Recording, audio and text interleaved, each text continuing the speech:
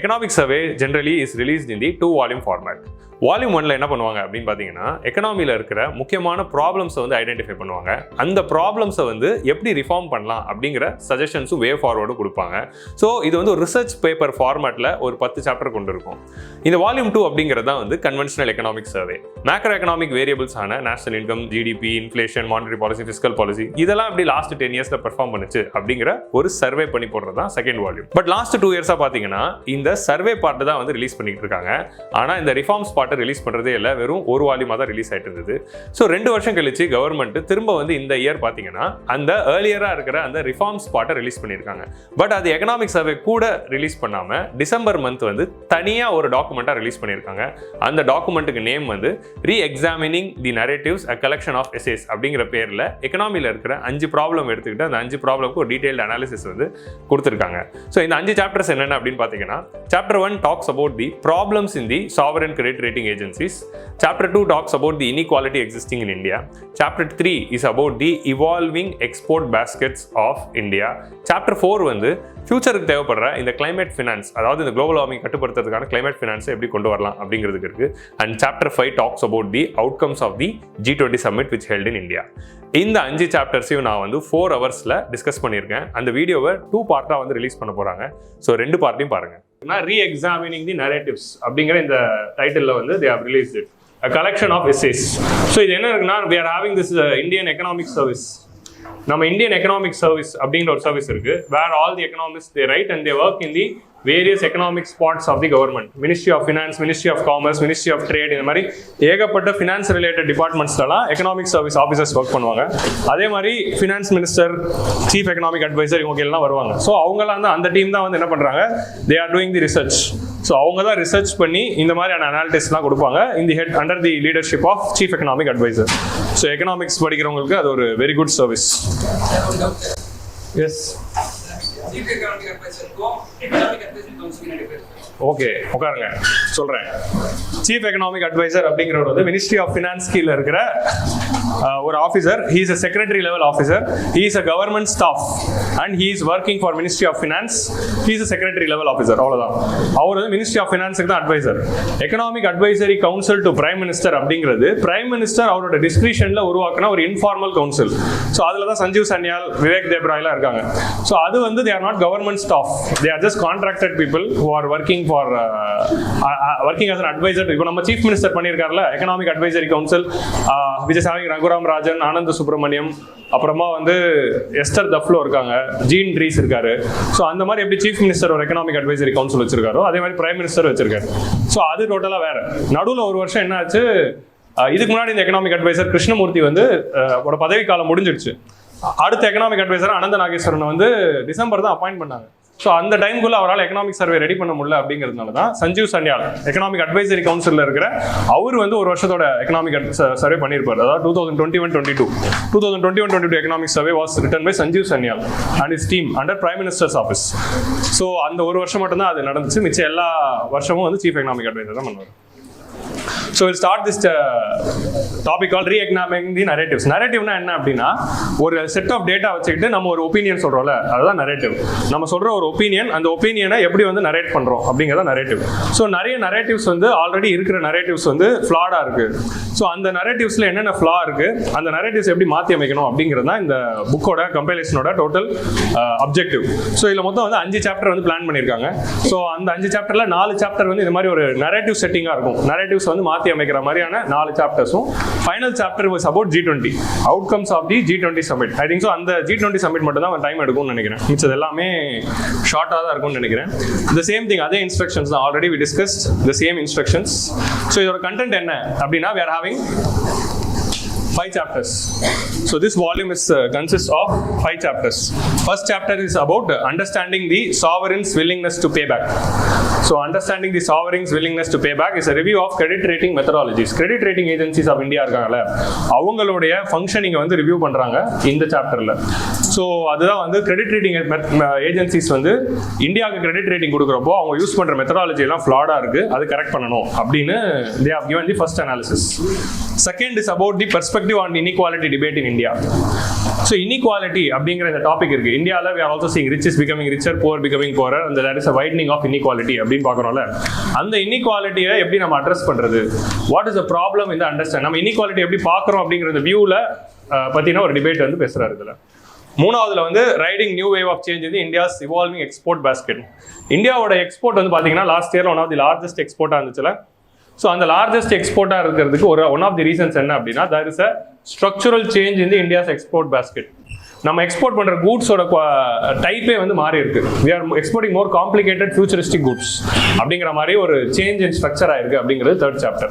Fourth chapter is about financing climate actions. இதுல எதை பத்தி பேசுறாங்க அப்படின்னா, டெவலப்டு கண்ட்ரிஸ் வந்து எப்படி irresponsible-ஆ இருக்காங்க அப்படிங்கறத பத்தி சொல்றாரு. அவங்க வந்து டெவலப்பிங் கண்ட்ரிஸ் கொடுக்க வேண்டிய ஃபினான்சிங் தரதில்லை அப்படின்றாரு. அதை தாண்டி டெவலப்டு கண்ட்ரிஸ் வந்து கிளைமேட் சேஞ்சுக்காக கொண்டு வந்த பாலிசிஸ்ல நிறைய ஃபிளாஸ் இருக்கு. யூஎஸ் கொண்டு வந்த பாலிசி, யூரோப்பியன் யூனியனோட பாலிசிஸ்லாம் நிறைய இருக்குல்ல. அப்படி டெவலப்டு கண்ட்ரிஸ் கொண்டு வந்த பாலிசிஸ்ல இருக்கிற ஃபிளாஸ் எடுத்து அனலைஸ் பண்ணி அதெல்லாம் சரிப்படுத்தினா தான் நல்லா இருக்கும் அப்படின்னு சொல்றாரு. ஸோ கிளைமேட் சேஞ்ச் ஃபினான்சிங்ல ஒரு பர்ஸ்பெக்டிவ் தராரு. Like carbon border adjustment mechanism ஒன்று பார்க்குறோம்ல, அதுவே ஒரு flat idea according to developing countries. So அந்த மாதிரி வந்து he is giving an analysis in the fourth chapter. Fifth chapter is about the India's presidency. So what are all the outcomes of the G20 summit? இது நான் ரொம்ப நாளாக editorial நடத்தணும்னு wait பண்ணிட்டு இருந்தேன். ஸோ எடிட்டோரியல் நடத்த முடியல, இன்னைக்கு நடத்திடுறேன். எக்கனாமிக் சர்வேக்குள்ள அவுட்கம்ஸ் ஆஃப் G20 summit அப்படிங்கிறது நடத்திடலாம். இதில் முதல் 3 சாப்டர் சின்னது தான், 4வது கொஞ்சம் பெருசு, 5வது அதை விட பெருசு. ஸோ 5வது சாப்டருக்கு தான் கொஞ்சம் டைம் எடுக்கும் அப்படிங்கிறது எனக்கு தோணுது. So let's see how it goes. First வந்து understanding sovereign's willingness to pay back, a review of methodologies of the credit rating agencies அப்படிங்கிறத இந்த சாப்டர். இதே பேர்ல 2019-20 எக்கனாமிக் சர்வேல இன்னொரு சாப்டர் இருந்தது. Does India's sovereign credit rating reflects its fundamentals? No.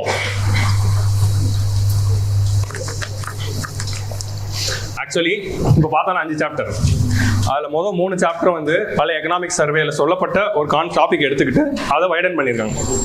So நான் என்ன நினைச்சேன், இதே டாபிக்ல 4 வருஷம் முன்னாடியே ஒரு சாப்டர் இருந்துச்சுல, அதுல இருக்கிற விஷயங்களையும் இப்போ சேர்த்து சொல்லிடலாம் அப்படின்னு சொல்லி இந்த வருஷம் எக்கனாமிக் சர்வேல சொன்ன இந்த டாபிக்கையும் 2019-20 எக்கனாமிக் சர்வேல கிருஷ்ணமூர்த்தி இந்த எழுதின அந்த டாபிக்கையும் சேர்த்து ரெண்டுத்துல இருக்க நரேட்டிவ்ஸையும் நான் சொல்ல போறேன். ஓகே, அதுதான் இந்த சாப்டரோட idea. First economic survey attend பண்ணவங்களுக்கு இது தெரிஞ்சிருக்கும். முதல் 3 சாப்டர் அப்படிதான், இன்இக்வாலிட்டி அப்படிதான், எக்ஸ்போர்ட்டும் அப்படிதான். ஸோ 3த்தையும் வந்து நம்ம 2 எக்கனாமிக் சர்வேயோட கண்டென்ட்டும் டிஸ்கஸ் பண்ணலாம். ஓகே,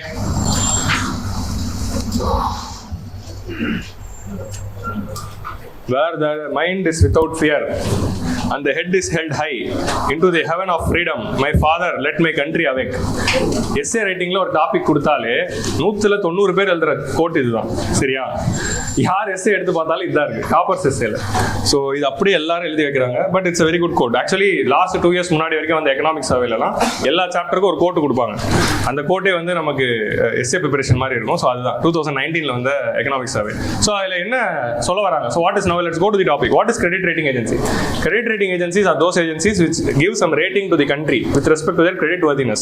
ஒருத்தர் கடன் வாங்குறாருன்னா அந்த கடனை திருப்பி கொடுக்குறாரா, இந்த கடனை திருப்பி கொடுக்கறதுக்கு எபிலிட்டி அவருக்கு இருக்கா, இல்ல டிஃபால்ட் பண்ணுவாங்களா அப்படிங்கறத அனலைஸ் பண்ணி அவங்களுக்கு ஒரு ரேட்டிங் கொடுப்பாங்க. அது இண்டிவிஜுவல்ஸ் கொடுத்தா சிபில் ஸ்கோர் அப்படின்னு சொல்றோம், கம்பெனிஸ் கொடுத்தா கிரெடிட் ரேட்டிங் அப்படின்னு சொல்றோம், கவர்மெண்ட் கொடுத்தா சாவரின் கிரெடிட் ரேட்டிங் அப்படின்னு சொல்றோம். வெறும் கிரெடிட் ரேட்டிங்னா கம்பெனிஸ் கொடுக்கிறது, சாவரின் கிரெடிட் ரேட்டிங்னா ஒரு கவர்மெண்டே ரேட் பண்றாங்க. ஏன்னா கவர்மெண்ட் இஸ் ஆல்சோ borrowerல, we are also borrowing internally and externally. Government is one of the major borrower in the economy. So நம்மளும் borrowing பண்ணி தான் செலவு பண்றோம். So ஒரு கவர்மெண்ட் வந்து கவர்மெண்ட் செக்யூரிட்டி ரிலீஸ் பண்றாங்கன்னா அதுக்கு ஒரு ரேட்டிங் தரும். Government as a whole, country as a whole K வந்து ரேட்டிங் தராங்க. இந்த நாட்டுக்கு கடன் வாங்குச்சுன்னா எப்படி அப்படின்னு. ஸோ அந்த மாதிரி கண்ட்ரிஸை ரேட் பண்ற ஏஜென்சிஸ் தான் sovereign credit rating agencies. So அதுல 3 முக்கியமான ஏஜென்சிஸ் இருக்கு. யார் யாரு? Standard and poor, S&P standard and poor, Fitch, அப்புறம் மூடி அப்படின்னு 3 கம்பெனிஸ் இருக்கு. இந்த 3 தான் வந்து globally recognized sovereign credit rating agencies which are giving ratings to the country itself. So இந்த 3 credit rating agencies-க்கும் ஒரு countryக்கு credit rating தருவாங்க. AAA, BBB, CCC, AA+, BB-, CC+ அப்படின்னு. ஸோ அந்த credit rating வந்து எதை வச்சு கொடுக்குறாங்க அப்படின்னு பார்த்தா 2 முக்கியமான ஃபேக்டர்ஸ் வச்சு தராங்க. ஒன்று வந்து ability to pay, ரெண்டாவது என்ன? willingness to pay. 2019-20 economic survey attend பண்ணவங்க யார் இருக்கீங்க? இல்ல, ஸ்டூடெண்ட்ஸ் 2 பேர் இருக்காங்க. ஸோ எனக்கு தெரியும் அவங்க யாருன்னு. ஓகே, அவங்க கை தூக்க மாட்டாங்கன்னு எனக்கு தெரியும். எனக்கு தெரிஞ்சு 2 பேர், அதுக்கு மேலே எத்தனை பேர்னு தெரியல, but still. So ability to pay, willingness to pay அப்படின்னு 2 இருக்கு, சரியா? எபிலிட்டி டு பேனா அவங்களால வாங்கின கடனை அடைக்க முடியுமா அப்படின்னு, ஃபினான்ஷியல் கேப்பபிலிட்டி இருக்கா அப்படிங்கிறது பார்க்கறதா ability to pay. Willingness to பேனா அவங்க கட்டுற மைண்ட் செட்டில் தான் இருக்காங்களா அப்படிங்கிறது பார்க்குறாங்க, அந்த கண்ட்ரியோட மைண்ட் செட்டாக இருக்குது. ஸோ இந்த 2 ஃபேக்டர்ஸை வச்சு தான் ரேட்டிங்ஸே கொடுக்குறாங்க. இப்போ எபிலிட்டி டு பே மெஷர் பண்ணுறதுக்கு you are having a set of parameters, willingness to பேக்கு you are having a set of parameters. இப்படி பேராமீட்டர்ஸை செட் பண்ணும்போது அந்த பேராமீட்டர்ஸ்னா நம்ம ஒரு இண்டெக்ஸ்னா எப்படி பார்க்குறோம், இந்த மாதிரி பேராமீட்டர்ஸ் இருக்கும், அந்த பேராமீட்டர்ஸ்க்கு வெயிட்டேஜ் இருக்கும், அந்த வெயிட்டேஜ்க்கு ஏற்ற மாதிரி தான் ரேங்கிங் வரும் அப்படின்னு பார்க்குறோம். எபிலிட்டி டு பே கொடுத்துருக்க பேராமீட்டர்ஸ் எல்லாம் குவான்டிடேட்டிவ் பேராமீட்டர்ஸ், அதாவது national income, inflation, monetary policy, liquidity, external sector, foreign exchange reserves, exports, imports, இந்த மாதிரி குவான்டிடேட்டிவ் மேக்ரோ எக்கனாமிக் வேரியபிள்ஸ் வச்சு பண்றாங்க. ஸோ குவான்டிடேட்டிவ் எக்கனாமிக் வேரியபிள்ஸ் வச்சு பண்றதுனால obviously it is not flat. ஏன்னா நமக்கு தெரியுது இன்ஃப்ளேஷன் அதிகமாக இருந்தால் கம்மியாகும், ஃபிஸ்கல் டெபிசிட் அதிகமாக இருந்தால் கம்மி ரேட்டிங் வரும், கரண்ட் அக்கௌண்ட் டெபிசிட் அதிகமாக இருந்தால் கம்மி ரேட்டிங் வரும், ஜிடிபி growth லோவா இருந்தால் கம்மி ரேட்டிங் வரும் தெரிஞ்சிடும். ஸோ இது எல்லாமே குவான்டிடேட்டிவ் டூல்ஸ் வச்சு பண்றாங்க. ஆனால் வில்லிங்னஸ் டு பே அப்படிங்கிறதுக்குள்ள குவாலிட்டேட்டிவ் பேராமீட்டர்ஸ் வச்சிருக்காங்க. குவாலிட்டேட்டிவ் பேராமீட்டர்ஸ்னா என்ன அப்படின்னா, ஹவு தட் அந்த நாட்டோட குவாலிட்டி, அதாவது லா அண்ட் ஆர்டர் எப்படி இருக்கு, பப்ளிக் பர்செப்ஷன் எப்படி இருக்கு, பிசினஸ் பர்செப்ஷன் எப்படி இருக்கு, அந்த நாட்டை பத்தி மற்ற கம்பெனிஸ்லாம் என்ன நினைக்கிறாங்க, உள்நாட்டு கம்பெனி என்ன நினைக்கிறாங்க, வெளிநாட்டு கம்பெனி என்ன நினைக்கிறாங்க அப்படின்னு பர்செப்ஷன் பேஸ்டு சர்வேஸ் வச்சு தான் பண்றாங்க. பர்செப்ஷன் பேஸ்ட் சர்வேனா ஒரு இண்டிவிஜுவலை கூப்பிட்டு அவர்கிட்ட நீங்க என்ன நினைக்கிறீங்க, இவங்களை பத்தி என்ன நினைக்கிறீங்கன்னா, ஸோ அந்த மாதிரி பர்செப்ஷன் வச்சு கொடுக்குறாங்க. எப்போப்பெல்லாம் வந்து குவான்டிஃபைடா இல்லாமல் பர்செப்ஷன் பேஸ்டாக வருதோ ஆட்டோமேட்டிக்காக அதுக்குள்ள ஒரு பயாஸ் வந்துடுது. ஸோ அதனால வில்லிங்னஸ் டு பேவை மெஷர் பண்ணும்போது நிறைய குவாலிட்டேட்டிவ் பேராமீட்டர்ஸை வந்து வச்சு மெஷர் பண்ணுறாங்க. அது ரொம்ப சப்ஜெக்டிவாக இருக்கு, அதனால அதுக்குள்ள நிறைய பயாஸ் இருக்கு. ஸோ நீங்கள் எந்த செட் ஆஃப் பீப்புள் கூட்ட போய் கேட்குறீங்களோ அதுக்கேற்ற மாதிரி மாறுது. அதே மாதிரி இந்த வில்லிங்னஸ் டு பேவை மெஷர் பண்ணும்போது அவங்க யூஸ் பண்ணுற வெயிட்டேஜஸ் இருக்குல்ல, அந்த வெயிட்டேஜஸை டிரான்ஸ்பரண்டாக ரிலீஸ் பண்ண மாட்டாங்க. எந்த பேராமீட்டருக்கு எவ்வளோ வெயிட்டேஜ் அப்படிங்கிறத வெளிப்படையாக சொல்லாததுனால எங்களுக்கு எப்போ அப்படி தெரியும். இப்போ இந்தியாவோட ரேங்கிங் குறைஞ்சிச்சுன்னா, இப்போ ஈஸ் ஆஃப் டூயிங் பிஸ்னஸ் இருக்கு, அதில் 10 பேராமீட்டர் இருக்கு, எதில் அதிகமாக இருக்கும் எதில் கம்மியாக இருக்குன்னு சொல்றாங்க. கம்மியாக இருக்கிறதுல நம்ம ஒர்க் பண்ணி இம்ப்ரூவ் பண்ணுறோம். இதில் என்னென்ன பேராமீட்டர்ஸ்னே சரியாக சொல்ல மாட்டாங்க. அப்படி பேராமீட்டர் சொன்னாலும் அதுக்கு என்ன வெயிட்டேஜ்னு சொல்ல மாட்டாங்க. அப்படி வெயிட்டேஜ் கொடுத்தாலும் ஸ்டாரை போட்டு சப்ஜெக்ட் சேஞ்சுன்னு சொல்றாங்க. ஸோ அப்படி சொல்றதுனால ஒரு லோ ரேட்டிங் வாங்குற ஒரு கண்ட்ரிக்கு எந்த பேராமீட்டர்ஸ்ல நம்ம லோ ரேங்கிங் வாங்குறோம், அதை எங்க இம்ப்ரூவ் பண்ணணும் அப்படிங்கிறது தெரியாம போகுது. ஸோ இதுதான் வந்து இந்த டாக்குமெண்ட்ல அவங்க வைக்கிற முக்கியமான அலிகேஷன்ஸ். ஸோ புரியுதா? ஸோ இதுதான் வந்து இந்த மாதிரி வந்து ஒரு டிரான்ஸ்பரன்சி இல்லாத ஒரு பேராமீட்டர்ஸ் வச்சு கிரெடிட் ரேட்டிங் கொடுக்கறதுனால கண்ட்ரீஸ்க்கு வந்து என்னன்னே தெரிய மாட்டேங்குது. வேர் டு இம்ப்ரூவ்ங்கிறது தெரியல. இது ஒரு பிரச்சனை. இதை தாண்டி இன்னொரு முக்கியமான பிரச்சனை என்ன அப்படின்னா, கிரெடிட் ரேட்டிங்கோட முக்கியத்துவம் என்ன, why credit ratings are given. So credit ரேட்டிங்ஸை வச்சு தான் how much interest they are going to pay அப்படிங்கிறது முடிவு பண்ணுறாங்க. இன்ட்ரெஸ்ட் ப்ரீமியம், ஒரு கடனை வாங்குறீங்கன்னா 5% வைக்கணுமா, 10% வைக்கணுமா, 15 வைக்கணுமா, 20 வைக்கணுமா அப்படிங்கிறது எதை வச்சு முடிவாகுது, கிரெடிட் ரேட்டிங் வச்சு தான் முடிவாகுது. லோ கிரெடிட் ரேட்டிங் வச்சுட்டா அதிக இன்ட்ரெஸ்ட் சார்ஜ் பண்றாங்க. அப்போ ஹை கிரெடிட் ரேட்டிங் வச்சுட்டா கம்மி இன்ட்ரெஸ்ட் கிடைக்குது. ஸோ நம்ம வந்து நல்ல பெர்ஃபார்ம் பண்ணாலும் நம்ம கம்மி ரேட்டிங் வச்சுட்டாங்கன்னா நம்ம அதிக இன்ட்ரெஸ்ட் கட்ட வேண்டியதா இருக்கு. அதனால மக்களோட வரி பணங்கள்லாம் இவங்க கிரெடிட் ரேட்டிங்ல இருக்கிற ஒரு ஃபிளானால, அதிக இன்ட்ரெஸ்ட் ரேட்னால நம்ம அதிகமாக கட்ட வேண்டியதா இருக்கு. இவங்க வந்து கிரெடிட் ரேட்டிங்ல ஒரு ஃபிளா இருக்கிறதுனால நம்ம கம்மி ரேட்டிங் இருக்கு, அந்த கம்மி ரேட்டிங்னால நமக்கு அதிக இன்ட்ரெஸ்ட் சார்ஜ் பண்றாங்க. அதனால மக்களோட வரி பணம் தேவையில்லாம இன்ட்ரெஸ்ட் பேமெண்ட்ஸ்ல போகுது. Yesterday we saw one of the largest expenditure component is interest payments. So அதுக்கு காரணம் இவங்களும் ஒரு முக்கியமான காரணம் அப்படின்றாங்க. 4 வருஷம் முன்னாடியே சொல்றாங்க, திரும்ப அதே இந்த வருஷத்தோட எக்கனாமிக்ஸ்ல ரீஇட்டரேட் பண்ணோம். It's a major problem. So நமக்கும் அந்த ஏஜென்சிஸ்க்கும். ஸோ இதுல வந்து இன்னொரு ஆங்கிள் என்ன சொல்றாங்கன்னா, ஏன் இது ஏதாவது ஒரு சூழ்ச்சி இருக்கா அப்படிங்கிற மாதிரி ஆங்கிள்லயும் வந்து they are telling. ஸோ அதை நம்ம விட்டுறலாம். பட் என்ன இருக்கு அப்படின்னா, இப்போ சிம்பிளா பாருங்க, இந்தியா வந்து ஒரு பாண்ட் ரிலீஸ் பண்ணுது, இல்லை இந்தியாவில் ஒரு பாரோவர் இருக்காருன்னா அவர் கடன் கொடுக்க போறவர் ஒரு ஃபாரின்ல இருக்கிற ஒரு financial institution, foreign investors.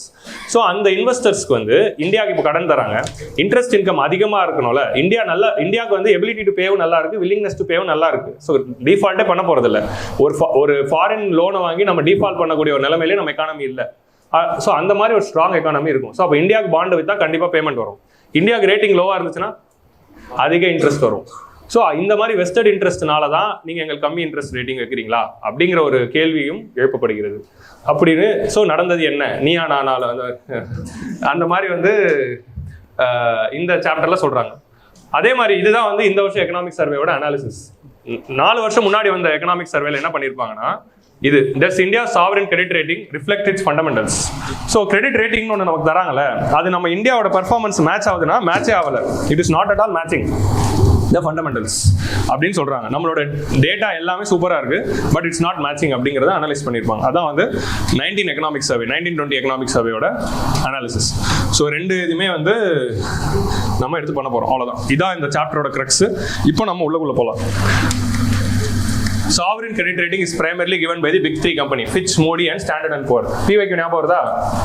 Brickworks credit rating is one of the only credit rating in India. அந்த மாதிரி ஒரு தேர்ட் ஸ்டேட்மெண்ட் வந்துச்சா, ஞாபகம் இருக்கா? ஸோ அப்போ கிரெடிட் ரேட்டிங் கம்பெனியை வந்து தேர்ட் ஸ்டேட்மெண்ட்ல கொடுத்துட்டு இது இந்தியாவில் இருக்கிற கிரெடிட் ரேட்டிங் கம்பெனி அப்படின்னு கொடுக்குறாங்க.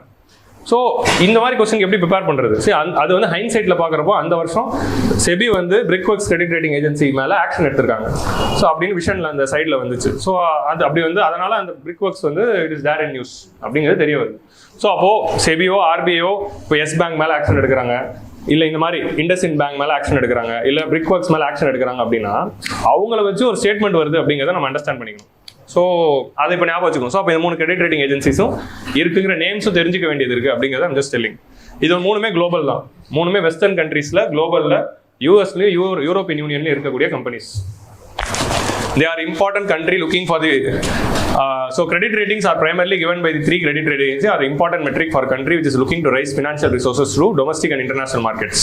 Approximately 120 countries are rated by big 3. So நிறைய credit rating இருந்தாலும் இவங்கள தான் big 3 ன்னு சொல்லுவாங்க. Credit rating agency plays a role because ratings taken to be as a credible metric for credit risk. So அதே மாதிரி it determines the level of risk premiums. அதாவது interest payments எவ்வளவு பண்ணணும் அப்படிங்கிறதே முடிவாகுது, ரீபேமெண்ட் பீரியட் எவ்வளோங்கிறதே முடிவாகுது. ஸோ அதே மாதிரி அந்த கண்ட்ரியோட economic performance. So இப்போ கிரெடிட் ரேட்டிங் ஏஜென்சினா வெறும் பாரோயிங் பாயிண்ட் ஆஃப் வியூல மட்டும் பார்க்காதீங்க. இந்த ரேட்டிங்ஸ் வச்சு இன்வெஸ்ட்மெண்ட்ஸும், ஃபாரின் டைரக்ட் இன்வெஸ்ட்மெண்ட் எவ்வளோ வருது, ஃபாரின் போர்ட்ஃபோலியோ இன்வெஸ்ட்மெண்ட்ஸும் மாறுபடலாம் அப்படிங்கிறது இன்னொரு perspective. Therefore, one would expect the credit rating process to be based on comprehensively developed criteria supported by hard data. ஒரு comprehensive criteria, transparent criteria, data கூட match ஆகிற மாதிரி இருந்தால் தான் கரெக்டாக இருக்கும் அப்படிங்கிறது சொல்கிறாங்க. The review of the credit rating methodologies reveals that considerable reliance on the qualitative variables in capturing willingness to pay. Willingness to pay காம்போனன்ட்ல குவாலிட்டேட்டிவ் வேரியபிள்ஸ் இருக்கிறது தான் பிரச்சனை. இன்ஸ்டிடியூஷனல் குவாலிட்டி அப்படிங்கிற இந்த பேராமீட்டர் மெஷர் பண்ணும்போது வேர்ல்ட் பேங்கோட world wide governance indicators WGA அப்படின்னு ஒன்று இருக்கு.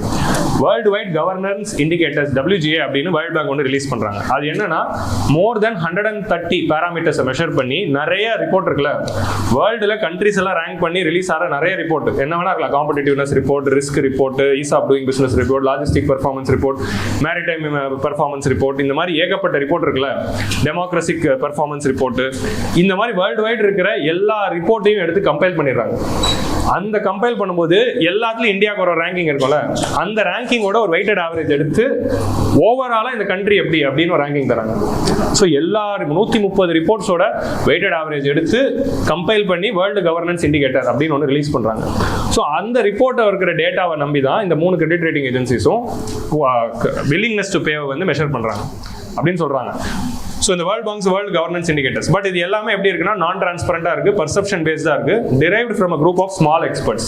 இந்த டேட்டாவெல்லாம் கம்பைல் பண்ணி ரிலீஸ் பண்றவங்க எக்ஸ்பர்ட்ஸ் அப்படின்னு சொல்ற இந்த பீப்புள்லாம் ஒரு 4 ஸ்மால் எக்ஸ்பர்ட்ஸ் பீப்புளா இருக்காங்க. யார் அந்த எக்ஸ்பர்ட்ஸ்னு சொல்ல மாட்டாங்க, எங்க இருந்து அவங்க ரெக்ரூட் பண்றாங்கன்னு சொல்ல மாட்டாங்க, அந்த எக்ஸ்பர்ட்ஸை செலக்ட் பண்ற கிரைட்டீரியா என்னங்கிறது சொல்ல மாட்டாங்க, எவ்வளவு வெயிட்டேஜ்னு சொல்ல மாட்டாங்க. அதனால we are not having transparency. There is enormous degree of opaqueness in the methodology. That's why it is making us challenging அப்படின்னு சொல்றாங்க. ஸோ அதனால இந்த மெத்தட்ஸை சேஞ்ச் பண்ணுங்க அப்படின்னு சொல்றது தான் first analysis. So credit rating agencies கீழே எங்களுக்கு பிடிக்கல அப்படின்னு சொல்றாங்க. So is a valid concern which is affecting the India's economy. So இது கண்டிப்பாக வந்து it should be addressed in the global levels. நம்ம ஆல்ரெடி பார்த்தோம்ல, நிறைய ரீசெண்டாக வந்து நிறைய இண்டிகேட்டர்ஸ்லாம் ரிலீஸ் பண்ணுறப்போ இந்தியா ரேங்கிங் கம்மியாக இருக்கும்போது கவர்மெண்ட் வந்து அந்த மெத்தடே தப்பு அப்படின்னுலாம் கான்ட்ராக்ட் பண்ணுவாங்க. அது நிறைய வாட்டி வரும்போது என்னன்னா, அப்படி கவுண்ட்ராக்ட் பண்றது சரியா தப்பானா, சரிதான், நம்ம ரேட்டிங் சரியில்லை, நமக்கு தப்பா பண்றாங்க அப்படின்னு நமக்கு ஒரு கன்சர்ன் தான் நம்ம சொல்லலாம், உங்க மெத்தடாலஜி தப்பு அப்படின்னு. பட் அது தப்புன்னு சொல்லும்போது ப்ரூஃபோட சொல்லணும். இங்க பாரு, இதனால தப்பு, இதனால தப்பு, இதனால தப்பு, இதனால தப்புன்னு சொன்னா அது தப்புங்கிறது வேலிடா ஒத்துக்கலாம். ஸோ இந்த கிரெடிட் ரேட்டிங் ஏஜென்சிஸ்லாம் தப்பு அப்படின்னு சொல்லும்போது அந்த மாதிரி டேட்டா தராங்க. இந்த எக்கனாமிக் சர்வே, இந்த எக்கனாமிக் சர்வேயோட எய்மே அதுதான். அவ்வளோ டேட்டாவும் காட்டிட்டு இங்க பாருங்க இந்தியாவோட பெர்ஃபார்மன்ஸ் இப்படி இருக்கு, ஆனா நீங்க கொடுத்த ரேட்டிங் இப்படி இருக்கு அப்படின்னு வித் ப்ரூஃபோட காட்டுறாங்க. So it's a valid criticism which can be taken. So what is the importance of the credit rating agencies? So COVID nineteen பிறகு ஜியோ பொலிட்டிக்கல் கிரைசிஸ் அதிகமாயிடுச்சு. அதனால நிறைய கவர்மெண்ட்க்கு செலவு அதிகமாயிடுச்சு. So more countries are depending on the borrowings. இப்போ external borrowings மேலே நிறைய டிபெண்டா இருக்காங்க. ஸோ அதனால எக்ஸ்டர்னல் பாரோயிங் நிறைய பேர் பண்ண போறாங்க. அதனால கிரெடிட் ரேட்டிங் இப்போ தேவைப்படுது. ஸோ அதனால கிரெடிட் ரேட்டிங் ஏஜென்சிஸ் முக்கியம். அதே மாதிரி வந்து credit rating agencies provide the borrowers interest rate. பாரோவர்ஸோட கிரெடிட் வர்த்தினஸ் இன்ட்ரெஸ்ட் ரேட் அதான் முடிவு பண்ண போறாங்க. ஸோ கரெக்டான ரேட்டிங் இருந்தால் தான் கரெக்டான இன்ட்ரெஸ்ட் ரேட்டை ஃபிக்ஸ் பண்ணுவாங்க, கரெக்டான இன்வெஸ்ட்மெண்ட் வரும். ரேட்டிங் கம்மியாக இருந்துச்சுன்னா லோனே கிடைக்காம போயிடும். ஸோ அதனால டெவலப்பிங் கண்ட்ரீஸ்க்கு இவங்க கொடுக்குற ரேட்டிங் வந்து ரொம்ப முக்கியமானது. பட் கிரெடிட் ரேட்டிங் ஏஜென்சிஸ்ல என்ன ஒரு பிரச்சனை இருக்குன்னா, எல்லா கண்ட்ரீஸ் கிட்ட தான் அவங்களுக்கு டேட்டா ஒழுங்கா வரதில்லை. இவங்க கிரெடிட் ரேட்டிங் நல்லா கொடுத்துட்டு நாளைக்கு அந்த கண்ட்ரி டிஃபால்ட் பண்ணிடுச்சுன்னா ரேட்டிங் ஏஜென்சிஸ் மேல பழி போட்டுருவாங்க. அதனால எங்களுக்கு ஒரு டிஸ்கிரிப்ஷன் தாங்க அப்படின்னு கிரெடிட் ரேட்டிங் ஏஜென்சி சொல்றாங்க. அது வேலிடான டிஸ்கிரிப்ஷன் தான் கிரெடிட் ரேட்டிங் ஏஜென்சி கொடுக்கணும். பட் அதுக்காக இவ்வளோ டேட்டா கொடுத்தும் ஒரு கம்மி ரேட்டிங் கொடுக்கறதுங்கிறது இட்ஸ் அ ப்ராப்ளமேட்டிக் திங் அப்படிங்கிறதா இந்த எக்கனாமிக் சர்வேல they are telling. There is a reputational cost for wrongly predicting. So இப்போ இந்த கிரெடிட் ரேட்டிங் ஏஜென்சிஸ்லாம் பயங்கரமான ஆளாக இருந்தா 2008 கிரைசிஸ் ஏன் நடக்க போகுது? ஏன் யூஎஸ்ல அவ்வளோ பெரிய ஷேடோ பேங்கிங் நெட்வொர்க் இருக்கு, கிரெடிட் பபிள் நடக்குதுன்னு யாருமே சொல்ல.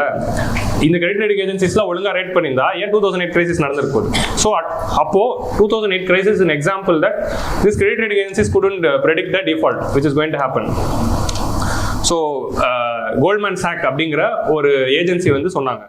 ஆனால் இந்த 3 ஏஜென்சிஸும் அதை பற்றி சொல்லலை. So that is the thing. அதே மாதிரி இன்ஃப்ராஸ்ட்ரக்சர் அண்ட் எக்கனாமிக் டெவலப்மெண்ட்டுக்கு நிறைய பணம் தேவைப்படுது டெவலப்பிங் கண்ட்ரீஸ்க்கு. We are having a lot of infrastructure plan, developmental plan for future. அதுக்கு அவ்வளோ பணம் தேவைப்படுது. எவ்வளோ ஸ்கீம்ஸ் பார்த்தோம், இது எல்லாத்தையும் எவ்வளோ பணம் தேவை. அந்த பணம்லாம் கடன் வாங்கி தான் பண்ணணும். இப்போ மெட்ரோக்கு வந்து யார் ஜப்பான் தான் ஃபண்டிங் தராங்க, புல்லட் ட்ரெயினுக்கு ஜப்பான் தான் ஃபண்டிங் தராங்க. ஸோ இந்த மாதிரி பணங்கள் எக்ஸ்பெக்டேஷன் நம்ம இருக்கும். ஸோ அப்போ நமக்கு ரேட்டிங் வந்து கரெக்டாக வேணும். So this will help them access the private capital which has been assigned as a central role. G20 one of the objectives என்ன அப்படின்னா கிளைமேட் சேஞ்சுக்குலாம் வந்து வெறும் கவர்மெண்ட் மட்டும் செலவு பண்ணக்கூடாது, பிரைவேட் செக்டரோட இன்வெஸ்ட்மெண்ட் வேணும். நம்ம பார்க்குறோம்ல மிட்டிகேஷன், அடாப்டேஷன், ஃபினான்சிங்னு. அந்த ஃபினான்சிங் காம்பனன்ட் ஏன் கவர்மெண்ட் மட்டும் தான் பண்ணுமா? கிளைமேட் சேஞ்சுக்கு பிரைவேட்டும் பண்ணும், இண்டிவிஜுவலும் பண்ணும் அப்படிங்கிறது தான் ஆர்குமெண்ட். நம்ம வந்து லைஃப்ல கொண்டு வந்தது அதான், இண்டிவிஜுவல் லெவலில் ஸ்டெப் எடுக்கணும். அப்போ பிரைவேட் கேபிட்டல்லாம் வரணும்னா இப்போ கிளைமேட் சேஞ்சுக்கு, எனர்ஜி டிரான்சிஷனுக்கு அவ்வளோ செலவு இருக்கு. அந்த செலவுக்கு எல்லாம் ஃபினான்ஸ் வரணும் அப்படின்னா கிரெடிட் ரேட்டிங் கரெக்டாக இருக்கும். So these are all the purposes of credit ratings. புரிஞ்சுச்சா? ஸோ இதான் இம்பார்ட்டன்ஸ் ஆஃப் கிரெடிட் ரேட்டிங்ஸ். இது வந்து 19 எக்கனாமிக் சர்வேலேருந்து நான் எடுத்த இமேஜ். இதில் என்ன சொல்ல வராங்க அப்படின்னா, இந்த கிராஃப் நீங்கள் பார்க்காதீங்க, நான் சொல்கிறது கேளுங்க. 5th largest economy of the வேர்ல்டுன்னு இருக்குல்ல, இது வரைக்கும் 1994லேருந்து 2019 வரைக்கும் 5th லார்ஜஸ்ட் எக்கானமி அப்படிங்கிற அந்த ஸ்பாட்டில் இருந்த கண்ட்ரிஸோட கிரெடிட் ரேட்டிங்கை பிளாட் பண்ணியிருக்காங்க. இந்த கிராஃப் வந்து 5th லார்ஜஸ்ட் எக்கானமியா எந்த ஒரு கண்ட்ரி இருந்தாலும் அதோட கிரெடிட் ரேட்டிங் AAA தானே இருக்கு, AAA இருக்கு. ஆனா 2004லயும் 2019ல மட்டும் என்ன இருக்கு, 5th லார்ஜஸ்ட் எக்கானமியோட கிரெடிட் ரேட்டிங் வந்து BBBக்கு வந்திருக்கு. ஏன்னா 2003ல சைனா 5th லார்ஜஸ்ட் எக்கானமி ஆச்சு, 2019ல இந்தியா 5th லார்ஜஸ்ட் எக்கானமி ஆகுது. ஸோ சைனாவும் இந்தியாவும் மட்டும் 5th லார்ஜஸ்ட் எக்கானமி ஆகும்போது நம்மளோட கிரெடிட் ரேட்டிங் ஃபாலோ ஆயிருக்கு. மிச்ச டைம்ல டெவலப்டு கண்ட்ரீஸ்லாம் 5th லார்ஜஸ்ட் எக்கானமியா இருக்கும்போது கிரெடிட் ரேட்டிங் ஹையா இருந்திருக்கு. அப்போ டைரக்டாவே அவங்க டெவலப்பிங் கண்ட்ரீஸ் மேல ஒரு பயாஸ் இருக்கு. So when China became 5th largest economy, the ratings fell. அப்புறமா UK வந்த பிறகு மேலே போயிடுச்சு. இப்போ திரும்ப வந்து இப்போ இந்தியா 5th லார்ஜஸ்ட் எக்கானமியா வரும்போது ரேட்டிங் ஃபாலோ ஆயிருக்கு.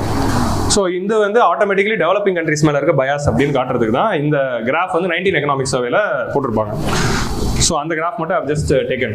Never in history the 5th largest economy has been rated BBB minus. China கூட BBB மைனஸுக்கு போல, அவங்க வந்து A2ல தான் இருக்காங்க. ஆனா நம்ம BBB மைனஸுக்கு போயிட்டோம். 5th largest economy BBB மைனஸ்ல போட்டதுக்கு வரலாறே இல்லை. Since 1994 only China and India வரும்போது மட்டும் தான் நடந்திருக்கு அப்படின்னு சொல்றாங்க. Sovereign credit rating broadly. So இந்த கிரெடிட் ரேட்டிங் வந்து பொதுவாக வந்து இன்வெஸ்ட்மெண்ட் கிரேட், ஸ்பெகுலேட்டிவ் கிரேட் அப்படின்னு பிரிக்கலாம். So these are all the credit rating ஆக்சுவலா. சரியா? ஸ்டாண்டர்ட் அண்ட் புவரும் ஃபிட்சும் வந்து கிட்டத்தட்ட ஒரே ரேட்டிங் தான். ஸோ இது எப்படி இருக்கும்னா, இங்கே பாருங்க, C, CC, CCC minus, CCC plus, B minus, B plus இருக்கா. ஸோ Bன்னு ஆரம்பிச்சா ஒரு B minus ஒரு B plus இருக்கு, BBன்னு ஆரம்பிச்சா ஒரு BB minus ஒரு BB plus, ட்ரிபிள் பின்னு இருந்தா ஒரு ட்ரிபிள் பி மைனஸ் ஒரு ட்ரிபிள் பி பிளஸ், ஏன்னு இருந்தா ஏ மைனஸ் ஏ பிளஸ், டபுள் ஏன்னு இருந்தா double A minus double A plus, அப்புறம் ட்ரிபிள் ஏ. ஸோ இது எல்லாத்துக்கும் ஒரு பிளஸ் மைனஸ் இருக்கு, நடுவில் இருக்கும். அப்படிதான் ரேட்டிங் கொடுப்பாங்க. ஸோ இது பாட்டம்ல இருந்து டாப்புக்கு இப்படி போவாங்க. So up to triple B வரைக்கும் வாங்கினா அது வந்து investment grade. So triple B and அபவ்ல இருக்கிறதுலாம் இன்வெஸ்ட்மெண்ட் கிரேட். அதனால என்னன்னா அந்த country are good to invest. இந்த ரேட்டிங் வாங்கின கண்ட்ரியில் இன்வெஸ்ட் பண்ணா சூப்பரா இருக்கும், நல்ல ரிட்டர்ன்ஸ் வரும் அப்படின்னு சொல்றது. பிபிபி கீழே இருக்கிறதெல்லாம் ஸ்பெகுலேட்டிவ் கிரேட். ஸ்பெகுலேட்டிவ் கிரேட்னா என்ன அப்படின்னா, ரிஸ்க் தான்ப்பா, அந்த கண்ட்ரி என்ன வேணா ஆகலாம் அப்படிங்கிறது தான் ஸ்பெகுலேட்டிவ் கிரேட். ஸோ இந்தியா வந்து ஸ்பெகுலேட்டிவ் கிரேட்ல ஹையஸ்ட். ஸோ நம்ம எங்கே இருக்கோம்னா இன்வெஸ்ட்மெண்ட் கிரேட்ல லோவஸ்ட் இருக்கும், ட்ரிபிள் பி மைனஸ்ல இருக்கும். ஸோ இன்வெஸ்ட்மெண்ட் கிரேட்ல லோவஸ்ட் ரேங்கிங் எதுனா BBB-. ஸோ அந்த BBB- நம்ம இன்வெஸ்ட்மெண்ட் கிரேடுக்கு வந்துட்டோம், ஆனால் இன்வெஸ்ட்மெண்ட் கிரேட்லேயே லோவஸ்ட் ரேங்கிங்ல இருக்கும் அப்படிங்கிறது தான் சொல்ல வராங்க. ஸோ இன்வெஸ்ட்மெண்ட் கிரேட்னா இட்ஸ் குட் எக்கானமி, ஸ்பெகுலேட்டிவ் கிரேட்னா we cannot say. So we are இந்த இன்வெஸ்ட்மெண்ட் கிரேடோட லோவஸ்ட் ரேங்கிங்ல இருக்கும். So that is the thing. So இதெல்லாம் ப்ரிலிம்ஸில் வரலாம். What is investment grade, speculative grade அப்படிங்கிறது கேட்கலாம். இதை வச்சுலாம் கேட்பாங்களான்னா தெரியாது, சும்மா பார்த்து வச்சுக்கோங்க. சரியா? இவங்க வந்து ப்ளஸ் மைனஸ் யூஸ் பண்ணுறதுக்கு பதிலாக 1 2 3 யூஸ் பண்ணுறாங்க, அவ்வளோதான். யாரு? மூடி. ஒரு மூடியாகவே இருக்காங்க அவங்க. இதெல்லாம் ஜோக்கு. ப்ராப்ளம்ஸ் இந்த கிரெடிட் ரேட்டிங் ஏஜென்சிஸ். சரியா? ப்ராப்ளம்ஸ் இது credit rating agency methodology utilise by credit rating agencies are opaque. இப்போ நம்ம வந்து ப்ராப்ளம்ஸ் டக்குன்னு பார்த்தலாம், எல்லாம் நான் சொல்லிட்டேன். Are opaque and appear to be disadvantage to developing economies. Data காட்டியாச்சா? ஃபார் இன்ஸ்டன்ஸ் ஃபிட்ச் டாக்குமெண்ட்ஸ் வந்து இப்போ ஃபிட்ச்சில் வந்து ஒரு கிரைட்டீரியா வச்சிருக்காங்க. அந்த நாட்டில் ஃபாரின் பேங்க்ஸ் அதிகமாக இருக்கா, கவர்மெண்ட் கண்ட்ரோல் பேங்க்ஸ் அதிகமாக இருக்கா, யார் வந்து ஸ்ட்ராங்காக இருக்காங்கன்னு பார்க்குறாங்க. ஃபாரின் பேங்க்ஸ் வந்து ஃபாரின் பேங்க்கும் பிரைவேட் பேங்க்கும் ஸ்ட்ராங்காக இருந்தால் நல்ல ரேட்டிங், கவர்மெண்ட் பேங்க் ஸ்ட்ராங்காக இருந்து ஃபாரின் பேங்க் பிரைவேட் பேங்க் வீக்காக இருந்தால் கம்மி ரேட்டிங். ஸோ இந்த ஐடியாலஜி இருக்குல்ல, இது வந்து west developed ideology, capitalistic ideology. எங்கள் நாட்டில் கவர்மெண்ட் பேங்க் தான் ஸ்ட்ராங்கு, அந்த கவர்மெண்ட் பேங்க்னால தான் நாங்கள் டெவலப்மெண்ட் வந்திருக்கோம். ஸோ உங்களோட ஐடியாலஜிலேயே தப்பு இருக்குது அப்படின்னு அவங்க சொல்கிறாங்க. உங்களுக்கு புரியுதா? ஸோ கவர்மெண்ட் பேங்க் நடத்துனதுனால தான் நல்லா இருந்திருக்கு, ஸோ பிரைவேட் பேங்க் தான் ஸ்ட்ராங்காக இருக்கும், கவர்மெண்ட் பேங்க்னா வீக்காக இருக்குது. தப்பான ஐடியாலஜின்னு இந்த சாப்டரில் மட்டும் அவர் சொல்லிடுறாரு. So but still that is the thing. India's banking sector is public owned bank have historically been the very important thing. 1969 இன்னைக்கு வரைக்கும் நம்ம பேங்கிங் செக்டர் ஸ்ட்ராங்காக இருக்கிறது காரணமே கவர்மெண்ட் ஓனர்ஷிப் தான். அதை நம்ம பேங்கிங் கிளாஸ்லேயே டிஸ்கஸ் பண்ணியிருக்கோம், நேஷனலைசேஷன்லேருந்து. ஸோ இந்த ஐடியாலஜிலேயே தப்பு இருக்குது ஃபிட்சோட. அப்போது நம்ம வந்து என்ன சொல்கிறோம், அதே மாதிரி 56% ஆஃப் தி ஆஃப்ரிக்கன் பேண்டமிக் அப்புறமா நிறைய கண்ட்ரிஸ் டவுன் கிரேட் ஆச்சு. அப்படி டவுன் கிரேட் பண்ணும்போது 56% ஆஃப் தி கண்ட்ரிஸ் ஆஃப்ரிக்கன் கண்ட்ரியா இருக்கு. பட் யூரோப்பியன் யூனியன் கண்ட்ரீஸ்ல 9% ஆஃப் தி கண்ட்ரிஸ்க்கு தான் டவுன் கிரேட் பண்ணாங்க. எல்லாருக்கும் ஒரே கிரைசிஸ் தான் வருது, ஒரே ஃபினான்ஷியல் ஷாக் தான். பட் இங்கேயும் பாருங்க, டெவலப்பிங் கண்ட்ரிஸ்குள்ள ஒரு பயாஸ் இருக்கு அப்படின்னு எக்ஸாம்பிள் சொல்றாங்க. So 56% of the African country were rated below. அதே மாதிரி யூரோப்பியன் நேஷன்ஸ்ல பார்த்தா 9% தான் இருக்கு அப்படின்னு சொல்றாங்க. ஒரு கண்ட்ரி யூரோப்பியனா இருந்தா கம்மி ரேட்டிங் கொடுக்கறதுக்கு யோசிக்கிறாங்க, ஆனா ஆப்பிரிக்கனா தான் கொடுத்துறாங்க. உங்களுக்கு புரியுதா? ரஷ்யா உக்ரைன் அட்டாக் பண்ணா ப்ராப்ளம், இஸ்ரேல் பாலஸ்தீன் அட்டாக் பண்ணா அது வந்து டிஃபெண்டிங் தி கண்ட்ரி. ஸோ இதுதான் வந்து அவங்களுடைய மைண்ட் செட். உங்களுக்கு புரியுதா? ஹிப்போக்ரசி இந்த மைண்ட் செட்டே இருக்கு வெஸ்டர்ன் மைண்ட் செட்ல அப்படின்னு. Experts generally consulted for the rating assessments are selected in the non-transparent manner, adding another layer of. So அப்போ நீங்க வந்து எக்ஸ்பர்ட்ஸ் செலக்ட் பண்ணும்போது நான் டிரான்ஸ்பரண்ட் மேனர்ல உங்களுக்கு வேண்டியவங்களை மட்டும் குழுவில் எடுத்து வச்சுக்கிறாங்க. ஒரு கமிஷன்ல ஆளுங்களால அப்பாயிண்ட் பண்ணும்போது வேண்டியவங்களை மட்டும் எடுத்து வச்சுக்கிறது தப்பு அப்படின்னு நீங்க சொல்லியிருக்காங்க. சரியா? Credit rating agencies. So experts are generally consulted for rating assessments selected in a non-transparent manner. It's another layer of openness. The rating agencies do not convey clearly the assigned weights. அப்படி weights Fitch என்ன சொல்றாங்கன்னா illustrative purposes only அப்படின்னு கொடுக்குறாங்க. வெயிட்டேஜ்ங்கிறது எதுக்கு? நம்ம புரிஞ்சுக்கிறதுக்கு. அந்த வெயிட்டேஜே வந்து சப்ஜெக்ட் டு சேஞ்ச்ன்றாங்க. அது சப்ஜெக்ட் டு சேஞ்ச் மாத்துறப்போ ஏன் மாத்துறாங்கன்னு சொல்ல மாட்டாங்க. ஸோ அப்படி இருக்கிறப்போ how will we know அப்படிங்கிறது தான் ப்ராப்ளம். ஸோ இதெல்லாம் தான் ப்ராப்ளம்ஸ் இந்த மெத்தடாலஜிஸ். புரிஞ்சுச்சா? பயாஸ். ஸோ இது வந்து ப்ராப்ளம்ஸ் இப்போ பார்க்குறோம். ப்ராப்ளம்ஸ் இந்த ரேட்டிங்னு இப்போ இது you can imagine the mains question here. What are all the problems? இப்போ நீங்கள் இந்த எம்ப்ளாய்மெண்ட் இருக்குல்ல, அன்எம்ப்ளாய்மெண்ட் வச்சு ஒரு கொஸ்டின் கேட்குறப்போ கிரெடிட் ரேட்டிங் வச்சு கேட்கலாம்ல. மெயின்ஸ்க்கு ஆன்சர் ரேட்டிங் எழுதுறப்போ அவ்வளோதான் ஆன்சரு. இப்போ பயாசஸ் என்னென்ன இருக்கு அப்படிங்கிறது பார்க்க போகிறோம். ஆல்ரெடி ஒரு பயாஸ் பார்த்தோம், டெவலப்பிங் கண்ட்ரி பயாஸ். இன்னொரு பயாஸ் என்ன சொல்றாங்கன்னா அவைலபிலிட்டி பயாஸ். அவைலபிலிட்டி பயாஸ்னா என்ன அப்படின்னா, ஒரு விஷயத்தை பற்றி யோசிக்கிறப்போ ஃபர்ஸ்ட் அவங்களுக்கு எது ஞாபகம் வருதோ அதை வச்சு நடந்துக்கிறது. அதான் வந்து அவைலபிலிட்டி பயாஸ். இப்போ ஃபார் எக்ஸாம்பிள் இங்கே என்ன நடக்குது அப்படின்னா, இப்போ வந்து இந்த கண்ட்ரிக்கு ரேட்டிங் கொடுக்க போகிறோம். அந்த கண்ட்ரி வந்து ஒரு கடந்த 10 வருஷத்துக்குள்ள எக்கனாமியில் ஏதாவது பிரச்சனை இருக்குன்னா இமீடியட்டாக கம்மி ரேட்டிங் கொடுத்துறாங்க. அந்த கண்ட்ரி வந்து 10 வருஷமா நல்லா இருந்துச்சுன்னா இமீடியட்டாக அதிக ரேட்டிங் கொடுத்துறாங்க. பட் அந்த கண்ட்ரியோட கிரெடிட் ரேட்டிங் அதிகமாக கொடுக்கணுமா கொடுக்கக்கூடாதாங்கிறது ஃபியூச்சரில் அவங்க எப்படி இருக்க போகிறாங்கிறத வச்சு தான். பாஸ்ட் நடந்தது வச்சு இல்லை, பட் பாஸ்ட்டில் எப்படி நடந்திருக்கு அப்படிங்கிற அந்த ஒரே ரீசனுக்காக கம்மியாக கொடுத்துட்றாங்க அப்படின்னு சொல்கிறாங்க. Estimates of frequencies or probabilities are made based on the instances which occurs, which comes to the mind first. This could lead to the overestimate of probabilities of default by the low income countries. Recent economic crisis attain பண்ற கண்ட்ரீஸ்க்கெல்லாம் இமீடியட்டா வந்து கம்மி rating வந்து கொடுத்துட்றாங்க அப்படின்னு சொல்றாங்க. Present forward looking factors. So அப்போ ஒரு கிரெடிட் ரேட்டிங் எதை நம்பி இருக்குன்னா ஃபார்வர்ட் லுக்கிங் ஃபேக்டர்ஸை பேஸ் பண்ணி தான் இருக்கணும்.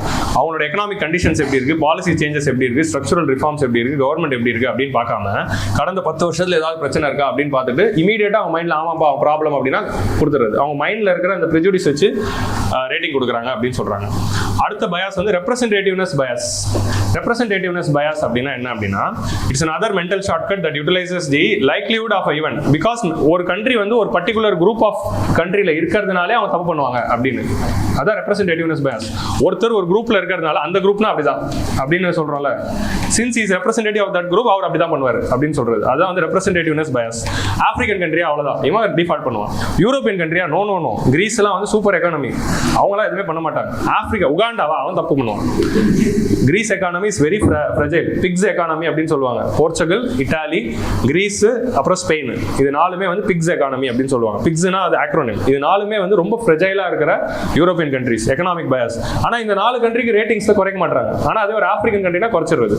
ஸோ இதான் வந்து ரெப்ரசன்டேட்டிவ்னஸ் பயாஸ் அவங்கள்ட்ட இருக்கு அப்படின்றாங்க. ஸோ அடுத்தது வந்து ப்ராக்சிமிட்டி பயாஸ்.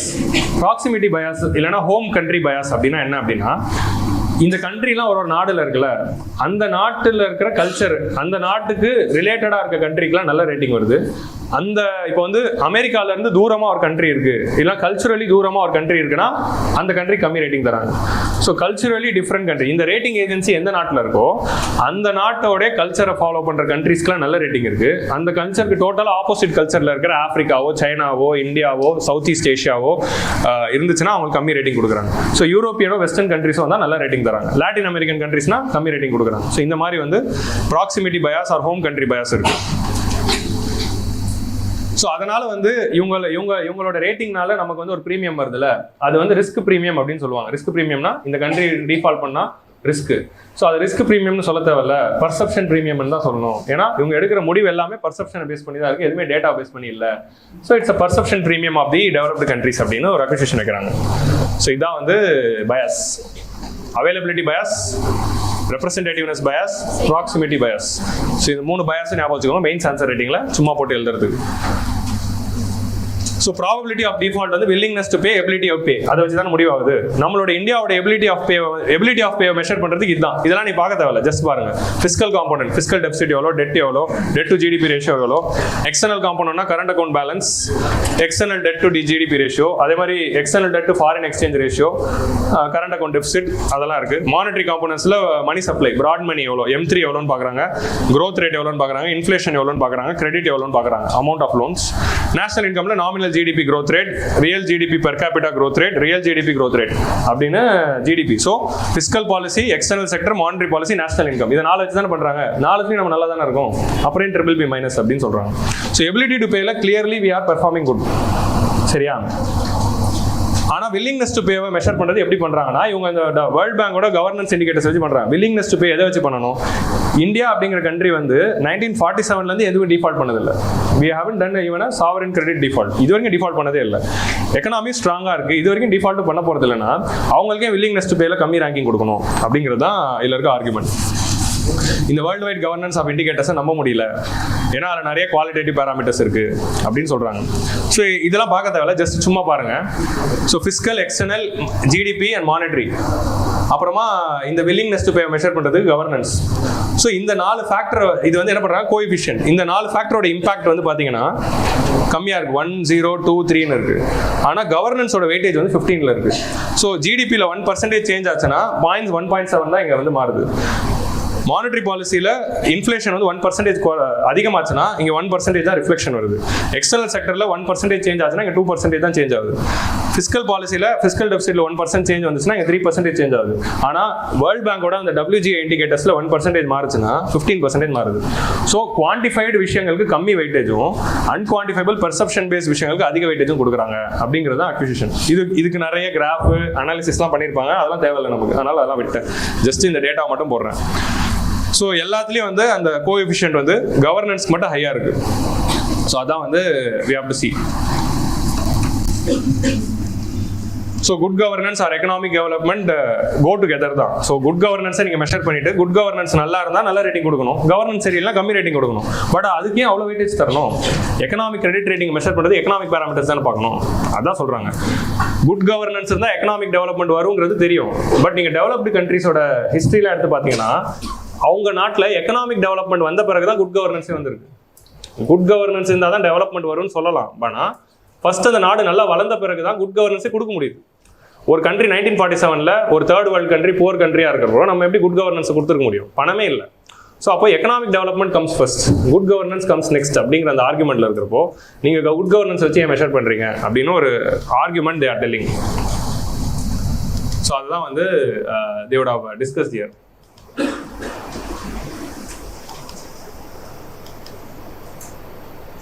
இந்தியா வந்து 5th largest எக்கானமி, அந்த கதைகள்லாம் இருக்கு. இவ்வளோ வந்து ஃபாரின் டைரக்ட் இன்வெஸ்ட்மெண்ட் வருது, இவ்வளோ வந்து எக்ஸ்டர்னல் டெட் இருக்கு, எக்ஸ்டர்னல் டெட்டுக்கு ஈக்குவலண்டான ஃபாரின் எக்ஸ்சேஞ்ச் ரிசர்வ்ஸ் இருக்கு, அந்த மாதிரி இதெல்லாம் சொல்லிட்டு how can you say we are not having ability to pay or willingness to pay அப்படின்னு கேள்வி கேட்குறாங்க. ஸோ பயாஸ் இந்த கிரெடிட் ரேட்டிங்கோ நம்ம என்ன பண்ணுறோம், இது வந்து 2019 எக்கனாமிக் சர்வேயோட ஒரு கிராஃப். இதெல்லாம் நீங்கள் நோட் பண்ண தேவையில்ல, சும்மா காட்டுறேன். ஸோ இந்த கிராஃப் எப்படி பார்க்கணும்னா, இங்கே வந்து ஜிடிபி இருக்கு, இங்கே வந்து ரேட்டிங்ஸ் இருக்கு. ஸோ இந்த கிராஃபோட பெர்ஃபார்மன்ஸ் இப்படி இருக்கு. ஸோ ஜிடிபியில் ஒரு நாடு வந்து இங்கே இருக்குன்னா, இப்போ இந்தியா இங்கே இருக்குல்ல, ஸோ ஜிடிபியில் ஒரு நாடு இங்கே இருக்குன்னா அதோட ரேட்டிங்ஸ் வந்து இங்கே இருக்கணும். பட் இந்தியாவோட ஜிடிபியோட ரேட்டிங்ஸ் வந்து இங்கே இருக்கு. ஸோ இந்தியாவில் இருக்க சேம் ஜிடிபிக்கு ரேட்டிங் இங்கே இருந்திருக்கணும், பட் இந்தியாவுக்கு இங்கே இருக்கு. மிஸ்மேட்ச். இது எல்லா நாடுகளோட பர்ஃபார்மன்ஸையும் கோரிலேஷன் பண்ணுறாங்க. இங்கே வந்து என்ன பண்ணுறோம், இன்ஃப்ளேஷன், ஒரு நாட்டோட இன்ஃப்ளேஷன் இங்கே இருக்குன்னா அதோட ரேட்டிங்ஸ் வந்து இங்கே இருக்கணும், பட் இந்தியாவோட ரேட்டிங்ஸ் வந்து இங்கே இருக்கு. ஸோ எல்லா பேராமீட்டர்ஸ்லையும் வேர்ல்டு நாடுகள் மற்ற நாடுகளுக்கு கொடுக்குற ரேட்டிங்ஸ் எடுத்து நம்ம கோரிலேட் பண்ணி பார்த்தா அதே ரேட்டிங்கில் இன் ஜென்ரல் வேர்ல்டு ட்ரெண்டில் எப்படி இருக்கணுமோ அதில் இல்லாமல் அதோட கம்மியாக தான் இருக்குது. இல்லை 2 மட்டும் நான் உங்களுக்கு சாம்பிள் காட்டுறேன். இந்த மாதிரி ஒரு 12 கிராஃப் கொடுத்துருப்பாங்க, அதெல்லாம் தேவையில்லை, அதெல்லாம் எக்கனாமிக்ஸ். இங்கே பாருங்கள், சாவரன் கிரெடிட் ரேட்டிங்ஸ், இது வந்து கிரெடிட் ரேட்டிங்ஸ் வந்து கிராஸ் டெட்டு. ஸோ டெட் இங்கே இருந்துச்சுன்னா ரேட்டிங் இங்கே இருக்கணும், பட் இந்தியாவுக்கு இங்கே தான் இருக்குது. அதே மாதிரி வந்து இங்கே வந்து பேலன்ஸ் ஆஃப் பேமெண்ட்டில் இங்கே இருந்துச்சுன்னா இங்கே இருக்கணும், பட் இந்தியாவுக்கு இங்கே இருக்குது. ஸோ இந்த மாதிரி வந்து பொட்டன்ஷியல் ஜிடிபி இது எல்லாத்துலேயும் இருக்குது. இந்த மாதிரி நிறைய கிராஃப்ஸ் இருக்கும். ஸோ எல்லாத்துலேயும் பிரச்சனை இருக்குது அப்படின்னு சொல்கிறாங்க. So this is the analysis. So what is the way forward? Clarity in the parameters is needed. நீங்கள் ஆன்சர் ரைட்டிங்கில் எழுதும்போது இந்த மாதிரி வே ஃபார்வர்ட் கொடுக்கணும். ஸோ குவாலிட்டி இந்த கிளாரிட்டி இந்த பேராமீட்டர்ஸ் இருந்தால் தான் ரேங்கிங் கம்மியாக இருக்கும், இம்ப்ரூவ் பண்ண முடியும். ஸோ அதுக்கு தான் அவங்க வந்து வேர்ல்டு ஈஸ் ஆஃப் டூயிங் பிஸ்னஸோட கம்பேரிசன் எடுத்திருப்பாங்க. ஈஸ் ஆஃப் டூயிங் பிஸ்னஸில் நாங்கள் எப்படி இம்ப்ரூவ் பண்ணோம், 146லேருந்து எப்படி 67 ஆனோம். ஏன்னா ரேங்கிங் இருந்துச்சு, 10 பேராமீட்டர்ஸ் இருக்குது, ரீசன் சொல்கிறாங்க. அதை பார்த்துட்டு அதை அப்படியே நாங்கள் வந்து எங்கெங்கெல்லாம் கம்மி ரேங்கிங் இருக்கோ அங்கே ஒர்க் பண்ணோம், ரேங்கிங் வந்துச்சு. அந்த மாதிரி ரேட்டிங் நீங்களும் கொடுத்தா நாங்கள் ஒர்க் பண்ண ரெடி, நீங்கள் ரிலீஸ் பண்ணுங்க அப்படின்னு தான் சொல்கிறோம். So have the clarity of the parameters. Symmetry of information, 2-way transparency and consultation இருக்கணும். அதே ஈஸ் ஆஃப் டூயிங் பிஸ்னஸோட ரேங்கிங் தான் இங்கே கேஸ் ஸ்டடி எடுத்திருப்பாங்க. ஈஸ் ஆஃப் டூயிங் பிஸ்னஸ் ரேங்கிங்கில் நம்ம 2014லேருந்து 19க்குள்ள இவ்வளோ இம்ப்ரூவ் ஆனோம்ல. அப்போ வேர்ல்டு பேங்க்கும் இந்தியன் கவர்மெண்ட்டும் சேர்ந்து they had consultations. World Bank India கிட்டேருந்து டேட்டா எடுக்கிறாங்க, இந்தியா வந்து வேர்ல்டு பேங்க் கிட்டேருந்து நிறைய டேட்டா எடுத்தோம். ஸோ கிரெடிட் ரேட்டிங் ஏஜென்சிஸ்லாம் என்ன எக்ஸ்பெக்ட் பண்ணுறாங்கன்னா, கண்ட்ரிஸ் வந்து அவங்களுக்கு டேட்டா கொடுக்குறப்போ டிரான்ஸ்பரண்டாக இருக்கும்னு எக்ஸ்பெக்ட் பண்ணுறாங்க. பட் இன் ரிட்டன் அவங்க டிரான்ஸ்பரண்டாக இல்லை. அதுதான் சிமெட்ரி. நான் உங்களுக்கு டிரான்ஸ்பரண்டாக இருக்கேன், நீ எனக்கு டிரான்ஸ்பரண்டாக இருக்கிறது தான் symmetry in the transparency. But இங்கே அசிமெட்ரிக் டிரான்ஸ்பரன்சி இருக்குது. கண்ட்ரி வந்து ரேட்டிங் ஏஜென்சிஸ் கிட்ட டிரான்ஸ்பரண்டாக இருக்காங்க, but in return rating agencies countries கிட்ட டிரான்ஸ்பரண்டாக இல்லை அப்படின்னு சொல்கிறாங்க. But world bank ease of doing business ரிப்போர்ட்டில் அப்படி இல்லை அப்படின்னு சொல்கிறாங்க. ஸோ G20ல நம்ம வந்து mobilisation of private capital is very important for developing countries அப்படின்னு சொல்லியிருக்கோம். அந்த மொபிலைசேஷன் ஆஃப் பிரைவேட் கேபிட்டலுக்கே ஆபத்து வர மாதிரி நீங்கள் ரேட்டிங்ஸ் கொடுத்துறாதீங்க அப்படிங்கிற மாதிரி ஒரு கன்சர்ன் சொல்கிறாங்க. அவ்வளோதான். கிளியரா? Ratings accuracy and transparency will reduce the cost of borrowing and that will give development and welfare. So நீங்கள் வந்து அக்யூரசி அண்ட் டிரான்ஸ்பரன்சி அதிகப்படுத்தினீங்கன்னா அதுதான் காஸ்ட் ஆஃப் பாரோயிங் குறைக்க போகுது, அதுதான் வெல்ஃபேரை கொடுக்க போகுது. So B transparent, have a transparent methodology அப்படின்னு நம்ம வந்து ஆர்கியூ பண்ணுறோம். This is the first chapter. கிளியரா? நம்ம 5 எடிட்டோரியல்ஸ் ஆஃப் தி வீக் மாதிரி தான். இன்னைக்கு ஒரு 5 எடிட்டோரியல் இருக்குது அப்படின்னு நினச்சிக்கோங்க. முதல் எடிட்டோரியல் முடிஞ்சிடுச்சு. கிளியரா? ஸோ என்னென்ன ப்ராப்ளம்னு பார்த்துட்டீங்களா? எல்லாருக்கும் ப்ராப்ளம் தெரிஞ்சிச்சுல. Not transparence, ability to pay, willingness to pay எல்லா இடத்துலையும் நம்ம இருக்குது. எபிலிட்டி டு பேலேயே நம்ம நல்லா பெர்ஃபார்ம் பண்ணுறோம். வில்லிங்னஸ் டு பே ஒப்பேக்காக இருக்குது. So it is affecting all this thing. 3 bias இருக்குது, அதெல்லாம் ஞாபகம் வச்சுக்கோங்க. That's the answer writing. So அப்புறம் என்ன பண்ணுறாங்கன்னா, சும்மா இது வேர்ல்டு பேங்கோடைய கவர்னன்ஸ் இண்டிகேட்டர்ஸ் இருக்குல்ல, world wide governance indicators 300 indicators from 30 sources of various international organisations, NGOs, private firms, household surveys, இது எல்லாத்தோட எடுக்கிறாங்க. அதில் என்னென்ன மெஷர் பண்ணுறாங்க, இந்த வேர்ல்டு கவர்னன்ஸ் இண்டிகேட்டர்ஸில் என்னென்ன மெஷர் பண்ணுறாங்க அப்படிங்கிறது 6 பேராமீட்டர்ஸ் நான் கொடுத்துருக்கேன். எதில் நமக்கு ப்ராப்ளம் இருக்குன்னு சொன்னோமோ அது voice and accountability, political stability and absence of violence and terrorism, effectiveness in the governance, regulatory quality, regulatoryனா SEBI, RBI, Insurance Regulatory Authority, இவங்கெல்லாம் எப்படி இருக்காங்க, ரூல் ஆஃப் லா எப்படி இருக்கு, கண்ட்ரோல் ஆஃப் கரப்ஷன் எப்படி இருக்கு. ஸோ இது எல்லாத்தையும் மெஷர் பண்ற பேராமீட்டர்ஸ் தான் அது. So we are not having one particular report, 300 indicators from 30 sourcesல இருந்து எடுத்து இவங்கலாம் ஒன்று பண்றாங்க. அதோட 6 parameters மட்டும் நான் கொடுத்துருக்கேன், நீங்க சும்மா பார்த்து வச்சுக்கோங்க. World Governance of Indicators is released by, அவ்வளோதான் prelims வரும். இல்லை which of the following parameters are seen used by the World Bank to release the World Governance Indicators அப்படின்னு சொல்லி இந்த 6 parameters கேட்கலாம் prelims point of view. So அது மட்டும் prelims point of view பார்த்துக்கோங்க.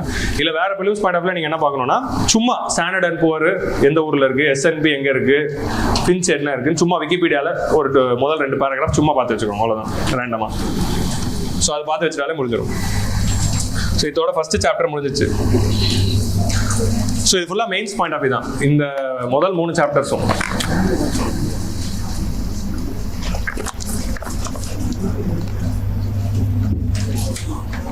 இது இந்த வருஷம் எக்கனாமிக்ஸ் சர்வே, இது 19 economics survey.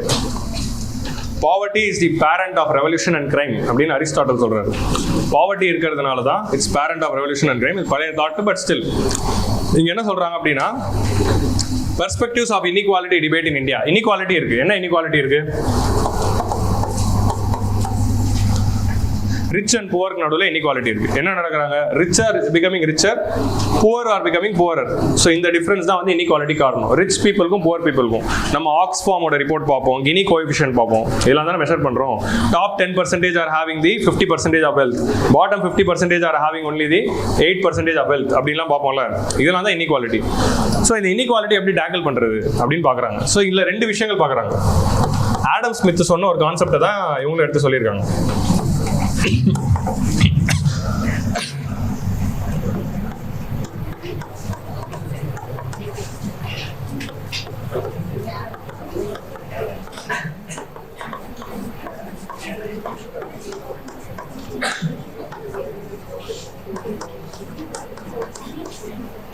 Inequality versus poverty. இன்இக்வாலிட்டிக்கும் பார்த்தோன்னா நமக்கு பாவர்ட்டி அப்படின்னு ஞாபகம் வந்துடும். ஸோ ஒரு நாட்டில் வந்து இன்இக்வாலிட்டி அபாலிஷ் பண்ணுமா, பாவர்ட்டி அபாலிஷ் பண்ணுமா அப்படின்னு ஒரு கேள்வி எழுப்புறாங்க. ஸோ ஆடம் ஸ்மித் வந்து என்ன சொல்றாரு?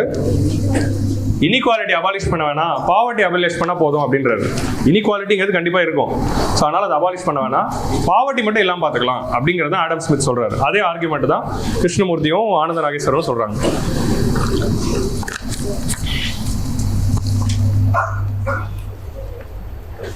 ஸோ இன்இக்வாலிட்டினா என்ன அப்படின்னா ரிச்சுக்கும் புவருக்கும் உள்ள இருக்கிற அந்த கேப் தான் இன்இக்வாலிட்டி. பாவர்ட்டினா என்ன அப்படின்னா இந்த புவர் பீப்புளோட situation. So what is argument which is being given here அப்படின்னு பார்த்தீங்கன்னா இந்த என்டையர் எஸ்ஏவோட ஆர்குமெண்ட்டையும் நம்ம இப்போ டிஸ்கஸ் பண்ணிடலாம்.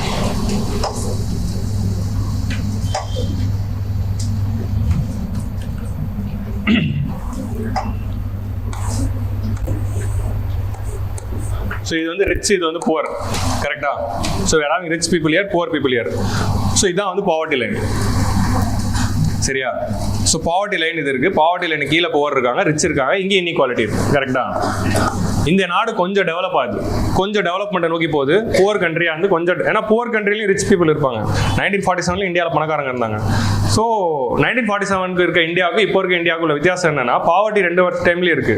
பட் என்ன வித்தியாசம் என்னன்னா 1947 மிடில் கிளாஸ் இல்லை, எய்தர் எக்ஸ்ட்ரீம் ரிச்சாக இருப்பாங்க இல்லை எக்ஸ்ட்ரீம் புவராக இருப்பாங்க. இந்த நடுவில் இருக்க மிடில் கிளாஸ் அப்படிங்கிறதா இல்லாமல் இருக்கும். ஸோ இந்த நாடு அப்படியே டெவலப்டு கண்ட்ரியாக மாறுறப்போ என்ன நடக்குது அப்படின்னா ரிச் வந்து இவ்வளோ பெருசாகிடுறாங்க, புவர் வந்து இவ்வளோ பெருசாகிடுறாங்க, சரியா? இங்கே பாவர்ட்டி லைன் இருக்கு.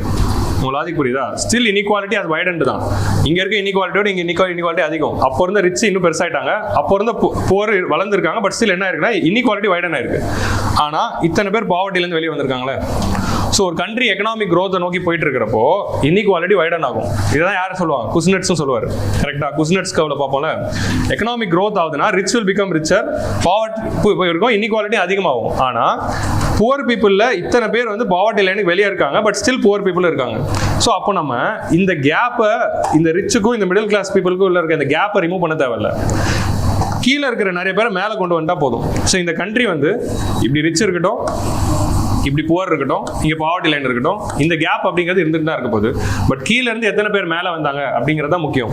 So poverty alleviation is more important rather then seeing the difference between the rich and poor அப்படிங்கிறது ஆடம் ஸ்மித் சொல்லியிருப்பாரு. அதே ஆர்குமெண்ட் தான் இப்போ ரீஐட்ரேட் பண்றாரு இப்போ இருக்க எக்கனாமிக் அட்வைசர். ஸோ நம்ம ரீடிஸ்ட்ரிபியூஷன், ஸோ நம்ம கவர்மெண்டோட பாலிசி வந்து 1947 ரீடிஸ்ட்ரிபியூஷனை நோக்கி இருக்கும். ஸோ நம்ம ரீடிஸ்ட்ரிபியூஷனை நோக்கி போகாம பாவர்ட்டி அலிவேஷன் நோக்கி போகலாம். ஸோ ரீடிஸ்ட்ரிபியூஷன்னா என்ன? taxing the rich more, taking the money and spending for poor. இதான் ரீடிஸ்ட்ரிபியூஷன். லேண்ட் ரிஃபார்ம்ஸ் கொண்டு வந்தோம். என்ன பண்றோம்? லேண்ட் நிறைய வச்சிருக்கவங்களுக்கு லேண்ட் ரிஃபார்ம், சீலிங்ஸ் கொண்டு வந்து எக்ஸஸ் லேண்ட் எல்லாம் எடுத்து லேண்ட் இல்லாதவங்களுக்கு கொடுக்குறோம். ஸோ இப்படி ரீடிஸ்ட்ரிபியூஷன் பண்ணும்போது பண்றதுக்கு பதிலாக நம்ம என்ன பண்ணலாம்? புவர் பீப்புள் அப்லிஃப்ட் பண்றதுக்கு என்ன பண்ணுமோ அதை மட்டும் பண்ணலாம். So let's not fight the inequality, let's fight the poverty அப்படிங்கிற இந்த டைமென்ஷனை சொல்றாரு. அவ்வளவுதான் இந்த சாப்டர்ல இருக்க argument. So it's just giving a perception. So that's it. இல்லை இன்னொரு டைமென்ஷன் என்ன அப்படின்னா, ஒரு கண்ட்ரியில் புவர் பீப்புள் ஃபர்ஸ்ட் இருப்பாங்க. அந்த புவர் பீப்புள்லாம் மிடில் கிளாஸாக மாறுவாங்க. மிடில் கிளாஸ் தான் வந்து கொஞ்சம் கொஞ்சமாக ரிச்சுக்கு போவாங்க. It's a gradual process which takes time. ஒரு கண்ட்ரியில் more the middle class more the growth will come. ஒரு கண்ட்ரியில் நிறைய ரிச் இருக்காங்க, நிறைய புவராக இருந்தால் க்ரோத் இருக்காது. ஒரு கண்ட்ரியில் நிறைய மிடில் கிளாஸ் இருந்தால் தான் க்ரோத் இருக்கும் அப்படிங்கிற அந்த ஆர்குமெண்ட்டும் இதில் சொல்கிறாங்க. ஸோ இப்போ இந்தியா வந்து அந்த ஸ்டேஜில் இருக்குது. So middle class people already அவங்க க்ரோ ஆகி கொஞ்சம் கொஞ்சமாக ரிச் ஆகிட்டு இருப்பாங்க. நம்ம வந்து அவங்கள கண்டுக்க தேவையில்லை. அவங்க மேலே அதிகமாக டேக்ஸ் போட்டு அவங்க மேலே வந்து அதிகமாக ரீடிஸ்ட்ரிபியூஷன் பண்ணுறதுக்கு பதிலாக புவர் பீப்புள் எப்படி வெளியே கொண்டு வரலாம் அப்படிங்கிறத பார்ப்போம் அப்படிங்கிற அந்த ஆர்குமெண்ட்டை அனந்த நாகேஸ்வரன் வந்து இந்த சாப்டர்ல வந்து சொல்லியிருப்பாரு. ஸோ அதான் வந்து இந்த சாப்டரோட கருத்து. இதுலயும் அதான் கருத்து. அதே விஷயங்கள்லாம் திரும்ப திரும்ப மாத்தி மாத்தி சொல்லியிருப்பாங்க. So, ஏன் first inequality வருது? The genesis of inequality in a society can be traced because of the social setup, political setup, social fabric and economic forces. Social fabricum காரணம். நம்ம இந்தியாவில் caste system அப்படிங்கிற ஒரு fabric இருக்கு. ஸோ அதனால inequality வருது. Social setup அப்படிங்கிறது காரணம், பொலிட்டிக்கல் செட்டப் அப்படிங்கிறதும் காரணம். ஸோ இது எல்லாம் தான் வந்து இன்இக்வாலிட்டியை வைடன் பண்ணிட்டே போகுது. ஒரு கேபிட்டலிஸ்டிக் சொசைட்டி எடுத்துக்கிட்டிங்கன்னா இன்இக்வாலிட்டி இன்னும் எக்ஸ்ட்ரீமாக இருக்கும். ஸோ அந்த மாதிரி வந்து they are arguing. So first எக்கனாமியில் இருக்கிற ஆர்குமெண்ட் என்ன அப்படின்னா, அதுதான் குஸ்னெட்ஸும் சொல்லுவார், அதான் ஆடம் ஸ்மித்தும் சொல்லுவார். Instead of focusing on poverty alleviation, focus on growth. GDP க்ரோத்தை மட்டும் என்ஷோர் பண்ணிட்டா நாடு ஆட்டோமேட்டிக்காக வளர்ந்துரும். அந்த க்ரோத் கண்ட்ரி அப்படி வளர்றப்போ it will lift all the boats. ஒரு ஹார்பரில் தண்ணியோட லெவல் இன்க்ரீஸ் ஆகிறப்போ எல்லா போட்ஸும் சேர்ந்து ரைஸ் ஆகுதுல்ல, அந்த மாதிரி நாட்டோட ஜிடிபியை மட்டும் ரைஸ் பண்ணிட்டா அது கூடவே எல்லாமே ரைஸ் ஆகிடும். அதுதான் பாயன்சி. ஸோ அந்த மாதிரி நீங்கள் நாட்டோட ஜிடிபியை மட்டும் வளர்த்துருங்க, மிச்சது எல்லாத்தையும் ஜிடிபி கொண்டு போயிடும் அப்படிங்கிறது தான் பாயன்சி. இதுதான் வந்து குஸ்னெட்ஸ்காகவும் சொல்லும். ஸோ அந்த பர்செப்ஷனில் ட்ரிக்கிள் டவுன் அப்படிங்கிற அந்த இதில் இருக்கும். 1950 நம்ம இண்டிபெண்டன்ஸ் வாங்குறப்போ இந்த அப்ரோச்சில் தான் இருந்தோம். So let's focus on the growth அப்படிங்கிறது. ஏன்னா அப்போ இருக்க நிலைமையில அந்த ஒரு முடிவு தான் எடுத்து 1950s we focused on the growth with the trickle down idea. Adam Smith அதான் சொல்லுவார், reduce the absolute poverty instead of addressing the inequalities அப்படின்னு சொல்லுவார். அப்சல்யூட் பாவர்ட்டியை குறைங்க, புவரஸ்ட் ஆஃப் தி புவரை டேக்கிள் பண்ணுங்க, don't focus on reducing the inequality. He emphasized that promoting economic growth and providing opportunities to individual is very important. Poorest of the புவரை வெளியே கொண்டு வாங்க, எல்லாருக்கும் ஈக்குவல் ஆப்பர்ச்சுனிட்டிஸ் கொடுத்துருங்க, don't focus on the redistribution அப்படிங்கிற மாதிரி Adam Smith சொல்லியிருப்பாரு. Lewis model அப்படின்னு இருக்கு. இதெல்லாம் நமக்கு தேவையில்லை, எக்கனாமிக்ஸ் ஆப்ஷனல் படிக்கிறவங்க இதெல்லாம் பார்ப்பாங்க. நான் சும்மா உங்களுக்கு 2 லைன்ல கதை சொல்றேன். Lewis model of economic inequality என்ன சொல்லுவாங்க அப்படின்னா, ஏன் இன்இக்வாலிட்டி இருக்கு அப்படின்னு பார்த்தா, எக்கனாமியோட டியூவலிஸ்டிக் நேச்சர். ஒரு சைடில் வந்து நமக்கு ட்ரெடிஷ்னல் சப்சிஸ்டன்ஸ் செக்டர் அப்படின்னு ஒன்று இருக்குது, இன்னொன்று சைடில் மாடர்ன் இண்டஸ்ட்ரியல் செக்டர்னு ஒன்று இருக்குது. ட்ரெடிஷ்னல் சப்சிஸ்டன்ஸ் செக்டர்னா agriculture and other informal jobs, modern industrial செக்டர்னா white collar jobs and IT works and sophisticated jobs, high salary jobs. So இந்த மாதிரி 2 செட் ஆஃப் ஜாப்ஸ் இருக்குல்ல, இந்த 2 செட் ஆஃப் ஜாப்ஸில் இந்த ஜாப்ல இருக்கவங்களாம் ரிச்சாக இருக்கா, இந்த ஜாப்ல இருக்கவங்களாம் புவராக இருக்கலாம். இந்த 2 டைப்ஸ் ஆஃப் ஜாப்ஸ் இருக்கிறதுனால தான் இன்இக்வாலிட்டி இருக்கு. அப்போ இன்இக்வாலிட்டியை நீங்கள் அட்ஜஸ்ட் பண்ணணும் அப்படின்னா இன்ஃபார்மல் ஜாப்ஸை ஃபார்மலைஸ் ஆக்கினாலே இன்இக்வாலிட்டி போயிடும் அப்படின்னு சொல்றது தான் லூயிஸோட மாடல். சோ இதுக்கு எப்படி இன்ஃபார்மல் ஜாப்ஸ் எப்படி ஃபார்மல் ஆகணும்? Economic development. சோ எல்லாரும் எண்ட் ஆஃப் தி டேல என்ன சொல்லியிருப்பாங்க அப்படின்னா, ஆடம் ஸ்மித்தா இருக்கட்டும், லூயிஸ் மாடலா இருக்கட்டும், இல்ல குஸ்னெட்ஸா இருக்கட்டும், அடுத்த ஸ்லைட்ல வந்து நம்ம குஸ்னெட்ஸ் பார்ப்போம். Inequality follows an inverted U-shaped pattern. ஒரு கண்ட்ரி ஜிடிபி க்ரோத்தை நோக்கி போயிட்டு இருக்கிறப்போ ஆரம்ப காலத்தில் இன்இக்வாலிட்டி வைடன் தான் ஆகும். பட் ஒன்ஸ் ஜிடிபி க்ரோத் வந்து ஒரு சப்ஸ்டான்ஷியல் லெவலில் ரீச் ஆன பிறகு அந்த இன்கம்மை வச்சு நம்ம ஸ்கீம்ஸ் நிறைய போடலாம். ஒரு கண்ட்ரி நல்ல ரிச் கண்ட்ரி ஆன பிறகு நிறைய இன்கம் இருக்கு அப்படின்னா மோர் மணி இருந்தால் தான் அது மோர் ஸ்பெண்ட் பண்ண முடியும். We can spend more, we can create more employment opportunities, we can create more industries and create jobs and bring in the development. So ஒரு கண்ட்ரியோட ஜிடிபி ஹையா இருக்குன்னா அதோட மீனிங் என்ன? நிறைய இண்டஸ்ட்ரியல் ப்ரொடக்ஷன் இருக்கு, நிறைய அக்ரிகல்ச்சரல் ப்ரொடக்ஷன் இருக்கு, நிறைய சர்வீஸ் ப்ரொடக்ஷன் இருக்கு, நிறைய கன்சம்ஷன் நடக்குது இந்த ஹவுஸ் ஹோல்ட்ஸ்க்கு, இண்டஸ்ட்ரியல் இன்வெஸ்ட்மெண்ட்ஸ் நிறைய நடக்குது, கவர்மெண்ட் எக்ஸ்பெண்டிச்சர் நிறைய இருக்கு, நிறைய எக்ஸ்போர்ட்ஸ் இருக்கு. இதுதான் அதோட மீனிங். ஸோ அப்போ நிறைய அக்ரிகல்ச்சர், நிறைய இண்டஸ்ட்ரி இருக்குன்னா நிறைய பேருக்கு எம்ப்ளாய்மெண்ட்டும் கிடைக்கும். நிறைய பேருக்கு எம்ப்ளாய்மெண்ட் கிடைச்சிச்சுன்னா ஆட்டோமேட்டிக்காக அவங்க போரா இருக்க மாட்டாங்க. ஸோ ஜிடிபி growth மூலமா எம்ப்ளாய்மெண்ட் உருவாக்கி அவங்களுக்கு சேலரி கையில் கொடுத்துடலாம், ராதர் தன் கிவிங் தம் தி சப்சிடிஸ் அப்படிங்கிறதா இதோட ஆர்குமெண்ட். ஸோ ஆரம்பத்தில் இன்இக்வாலிட்டி இருக்கும், அதை கண்டுக்காதீங்க அப்படின்னு குஸ்னட் சொல்றாரு. ஸோ இந்த 3 மாடல், லூயிஸா இருக்கட்டும், ஆடம் ஸ்மித்தா இருக்கட்டும், குஸ்னட்ஸா இருக்கட்டும், 3 பேரும் சொன்னது என்ன? GDP growth. ஜிடிபி growth மட்டும் ஃபோக்கஸ் பண்ணுங்க, ஆட்டோமேட்டிக்கா இன்இக்வாலிட்டிலாம் சரியாயிடும். ஸோ இப்போதைக்கு growth மட்டும் ஃபோக்கஸ் பண்ணுங்க அப்படின்னு சொல்றேன். அதுதான் 1950ல நம்ம மஹல்னோபிஸ் மாடல் அப்படின்னு செகண்ட் 5 இயர் பிளான்லேயும் ஃபோக்கஸ் பண்ணியிருப்போம். இப்போ திரும்ப அதே ஐடியாவில் தான் திரும்ப இந்த கவர்மெண்ட் ஃபோக்கஸ் பண்றாங்க. என்னன்னா, will just focus on the GDP growth, automatically every boat will come with trickle down அப்படிங்கிற அந்த ஆர்குமெண்ட் குள்ள போறாங்க. அதுக்காக நான் புவர் பீப்புளை விட்டுறல. we are having a bunch of schemes which is addressing the poor people. already you know about it. நீங்க பார்த்திருப்பீங்க, இவ்வளோ காலையில இருந்து 2 நாளா அதை தான் சொல்லிட்டு இருக்கேன். அதுவும் பண்றோம். கூடவே வந்து நம்ம வந்து ஓவராலா ஜிடிபி growth தான் அதிகமாக ஃபோக்கஸ் பண்ணோம் அப்படிங்கிறது தான் ஆர்குமெண்ட். ஸோ இந்த கினி கோஎஃபிஷியன்ட் அப்படிங்கிறது நம்ம கால்குலேட் பண்ணுவோம். எதை வச்சு? லொரன்ஸ் கர்வ் வச்சு. இந்த யூ கர்வ் அப்படின்னு குஸ்னட் சொன்ன ரிசர்ச் வந்து இங்கிலாந்துக்கு சூட்டபிளா இருந்திருக்கு. என்ன சொல்லியிருக்குன்னா, இங்கிலாந்து வந்து ஆரம்பத்தில் வந்து இன்இக்வாலிட்டி 4ல இருந்துச்சு. எப்போ 1823ல, அது அப்படியே 6 ஆச்சு 1871ல, திரும்ப அப்புறம் குறைய ஆரம்பிச்சிருச்சு. So inequality was high, then it came down after the development. France, Sweden and ஜெர்மனிலையும் வந்து இது போச்சு. இதை பார்த்து தான் குஸ்னட் வந்து அனாலிசிஸே கொடுக்குறாரு. ஆனால் இந்தியாவில் வந்து இந்த இன்வெர்டட் யூ ஷேப்பே நடக்கல. இந்தியாவில் 1950க்கு அப்புறமா ஜிடிபி growth அதிகமாக இன்இக்வாலிட்டி குறைய ஆரம்பிச்சது. ஸோ இந்தியாவில் எப்படி இருக்குன்னு இவர் சொல்றாருன்னா, 1957க்கு அப்புறமா இன்இக்வாலிட்டி கொஞ்சம் கொஞ்சமாக குறைஞ்சிருக்கு. 1991 ரிஃபார்ம்ஸ்க்கு அப்புறமா தான் இன்இக்வாலிட்டி அதிகமாக இருக்கு. வாட் அனந்த நாகேஸ்வரன் இந்த ரிசர்ச்ல என்ன சொல்றாருன்னா, இந்தியாவில் வந்து குஸ்னட்ஸ்க்காவே ஒர்க் ஆகல. இந்தியாவில் எப்படி இருக்குன்னா, யூ ஷேப்ல தான் இருக்கு, இன்வெர்டட் யூவா இல்லை. 1947ல நம்ம நிறைய இன்இக்வாலிட்டி குறைச்சிருக்கோம். 1991 எல்பிஜி ரிஃபார்ம்ஸ்க்கு அப்புறமா தான் இன்இக்வாலிட்டி அதிகமாக இருக்கு அப்படின்னு சொல்றாரு. ஸோ அதுக்காக இது நடந்தது தப்பா அப்படின்னா, 1991க்கு முன்னாடி பண்ண பாவர்ட்டி அலிவியேஷனை விட 1991க்கு அப்புறமா நடந்த பாவர்ட்டி அலிவியேஷன் தான் அதிகமாக இருக்கு. அதே 1991க்கு அப்புறமா நடந்த பாவர்ட்டி அலிவியேஷன் அதிகமாக இருக்கு அப்படின்னா, இந்த GDP growth rate was high after 1991 தான். ஸோ 1991க்கு அப்புறமா ஜிடிபி growth rate அதிகமாகிறப்போ நம்ம இன்இக்வாலிட்டி அதிகமாக இருக்கு. ஆனால் கூடவே வந்து பாவர்ட்டி அலிவேஷனும் நடந்திருக்கு. ஸோ நம்ம ஜிடிபி growth ஃபோக்கஸ் பண்ணி பாவர்ட்டி அலிவேஷன் மட்டும் பண்ணலாம், இன்இக்வாலிட்டி பற்றி யோசிக்க வேணாம் அப்படின்னு டெல்லிங். ஸோ இது ஒன்று சொல்றாரு. அதே மாதிரி வந்து ஜிடிபி growthக்கும் இன்இக்வாலிட்டிக்கும் இந்தியாவில் குஸ்னட்ஸ்க்கு ஒர்க்கால. இந்தியாவில் இன்இக்வாலிட்டி கூட எது ட்ரேஸ் பண்ணுதுன்னா, CPI inflation, consumer price index inflation எப்போலாம் ஹையா இருக்கோ அப்போ இன்இக்வாலிட்டி அதை வைடன் பண்ணுது. ஸோ அதை லோ பண்ணணும் அப்படிங்கிற மாதிரி they are telling. அதே மாதிரி government expenditure shows negative relationship. More the government expenditure less the inequality அப்படிங்கிற மாதிரி ஒரு ரிலேஷன்ஷிப்பும் வருது. ஸோ அப்போ இன்ஃப்ளேஷன் கண்ட்ரோல்டாக வந்து கவர்மெண்ட் எக்ஸ்பெண்டிச்சர் இன்க்ரீஸ் பண்ணால் போதும், அது பண்ணிடுறோம். அப்படி பண்ணுறதுனால growthம் வரும், இன்இக்வாலிட்டி குறையும் அப்படிங்கிறது ஒரு argument. You know how Gini coefficient is calculated, how inequality is measured. Lorentz curve தெரியும்ல, கீழே வந்து நம்ம பீப்புளை வந்து அவங்களோட இன்கம் பேஸ் பண்ணி பர்சன்டேஜாக பிரிக்கிறோம். ஸோ இது வந்து லோவஸ்ட் 10%, இது அடுத்த 10%, இது 25 to 30, 30 to 40 அப்படின்னு. We are dividing the people into the decile group. Decile groupனா 10% குரூப்பா, lowest 10, அடுத்த 10, அடுத்த 10 அப்படின்னு. ஸோ இது வந்து highest 10 rich people. So highest rich people இங்கே இருக்காங்க, lowest people இங்கே இருக்காங்க. அவங்கள்ட்ட எவ்வளோ இன்கம் இருக்கு அப்படிங்கிறத பிளாட் பண்ணி தான் Lorentz curve வரைகிறோம். ஸோ ஐடியல் ஈக்குவல் சொசைட்டியில் இப்படி ஈக்குவலாக இருக்கும். அதாவது என்ன, 40%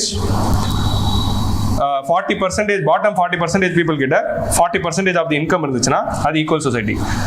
பாட்டம் 60% கிட்ட 60% வெல்த் இருந்ததுன்னா அது ஈக்குவல் சொசைட்டி. ஸோ லோரன்ஸ் கர்வ்ல இதான் equality line. But every country is not equal. So அதனால ஒரு கண்ட்ரியோட லோரன்ஸ் கர்வ் இப்படி கர்வ்டாக தான் இருக்கும். Which means bottom 40% are having only 10% of the wealth. Bottom 60% are having only 30% of the wealth. So இன்இக்வாலிட்டியை வந்து இப்படி தான் இருக்கும். ஸோ இன்இக்வாலிட்டி எப்படி மெஷர் பண்ணுவோம்? கினி கோஎஃபிஷியன்ட்ல லோரன்ஸ் கர்வும் லைன் ஆஃப் ஈக்குவாலிட்டிக்கு நடுவில் இருக்க ஏரியா ஏ, இந்த area B. So Gini coefficient is equal to a by a plus b. So இந்த ஃபார்முலால 0 இருந்தால் ஈக்குவல், 1 இருந்தால் இன்இக்குவல் அப்படின்னு கால்குலேட் பண்ணுவோம். ஸோ இதை பேஸ் பண்ணி தான் we are measuring. ஸோ அந்த லோரன்ஸ் கர்வ் பேஸ் பண்ணி நம்ம வேர்ல்டு போடுறப்போ இந்த டேட்டா தான் வருது. So according to the global inequality report, blue அப்படிங்கிறது வந்து டாப் 10%. டாப் 10% பீப்புள் ஆர், நீங்கள் இங்கே பார்த்தீங்கன்னா லாஸ்ட் 200 இயர்ஸ்லையும் டாப் 10% பீப்புள் வந்து they are having 50 to 60% of income. Bottom 50% they had only 5 to 10% of income. So இன்இக்வாலிட்டிங்கிறது இருந்துகிட்டே தான் இருக்கு. இப்போ அட் ப்ரெசென்ட் வந்து வேர்ல்டு வைடு பார்த்தீங்கன்னா top 10% of people are having 52% of the income, bottom 10% are having only 8.5% of income. இதான் வந்து current data. So inequality வந்து வேர்ல்டு வைடு மெஷர் பண்ணுறப்போ இதான் வருது. Top 10 52%, bottom 50%. 50% மக்களுக்கு 8.5 தான் கிடைக்குது, 10% மக்களுக்கு 52 கிடைக்குது. இதுதான் இன்இக்வாலிட்டி. அதே மாதிரி இது வந்து இன்கம்ல, இது வந்து வெல்த். டாப் 10% பீப்புள் வந்து 76% சொத்து வச்சிருக்காங்க. பாட்டம் 50% பீப்புள் கிட்ட 2% ஆஃப் தி நேஷனல் வெல்த் தான் இருக்கு. ஸோ வெல்த்லேயும் இன்இக்வாலிட்டி இருக்கு. பட் இவ்வளோ இன்இக்வாலிட்டி இருந்தாலும் இருந்துகிட்டு தான் இருக்கு. பட் அதுக்காக என்ன பண்ண முடியும், அது அப்படிதான் இருக்கும் அப்படின்னு சொல்றாரு. அவ்வளோதான், வேற எதுவும் சொல்ல. இந்த டேட்டா தான் ரொம்ப முக்கியம். இதோட இந்தியாவோட டேட்டாவும் பார்ப்போம், இது வேர்ல்டோட டேட்டா. நம்ம நோட்ஸ்லேயே இது ஆல்ரெடி உங்கள்கிட்ட இருக்கு. பாவர்ட்டியோட நோட்ஸ்லேயே நான் எல்லாருக்கும் ஆட் பண்ணியிருக்கேன். பார்த்துருக்கீங்களா? என்ன எல்லாம் முடிக்கிறீங்க? பாவர்ட்டி நோட்ஸ்ல இருக்கு தானே? இருக்கு. இந்த கிராஃப் அப்படியே இருக்கு. சரியா? ஆல்ரெடி நம்ம பார்த்தாச்சு எல்லாமே. அது ஹிந்துல வரும்போதே நான் எடுத்து நடத்திட்டேன், டேட்டா பாயிண்டா போட்டேன். அதுக்கப்புறம் நம்மளோட பாவர்ட்டி நோட்ஸ்லேயே நான் ஆட் பண்ணிட்டேன்.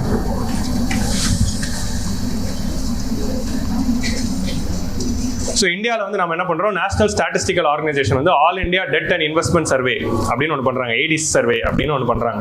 ஸோ அந்த சர்வே படி பார்த்தீங்கன்னா மக்களோட அசட்ஸ் அண்ட் லயபிலிட்டிஸை வச்சு ரேங்க் பண்ணுறப்போ இந்தியாவோட இன்இக்வாலிட்டி எப்படி ஆயிருக்கு அப்படின்னு பார்த்தா 2012க்கும் 2018க்கும் கம்பேர் பண்ணுறாங்க.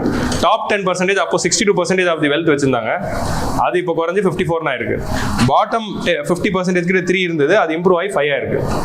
ஸோ இதுலேருந்து என்ன சொல்ல வராங்கன்னா, அதே டைமில் ஜிடிபி க்ரோத்தும் அதிகமாக இருக்குது. ஸோ ஜிடிபி க்ரோத் அதிகமாக கொஞ்சம் கொஞ்சமாக இன்இக்வாலிட்டி லாங் ரன்ல குறையும். ஸோ அதனால let's focus on GDP growth. இப்போ இந்த 5 வருஷத்தில் பார்த்தீங்கன்னா ஜிடிபி க்ரோத் நல்லா இருந்திருக்கு.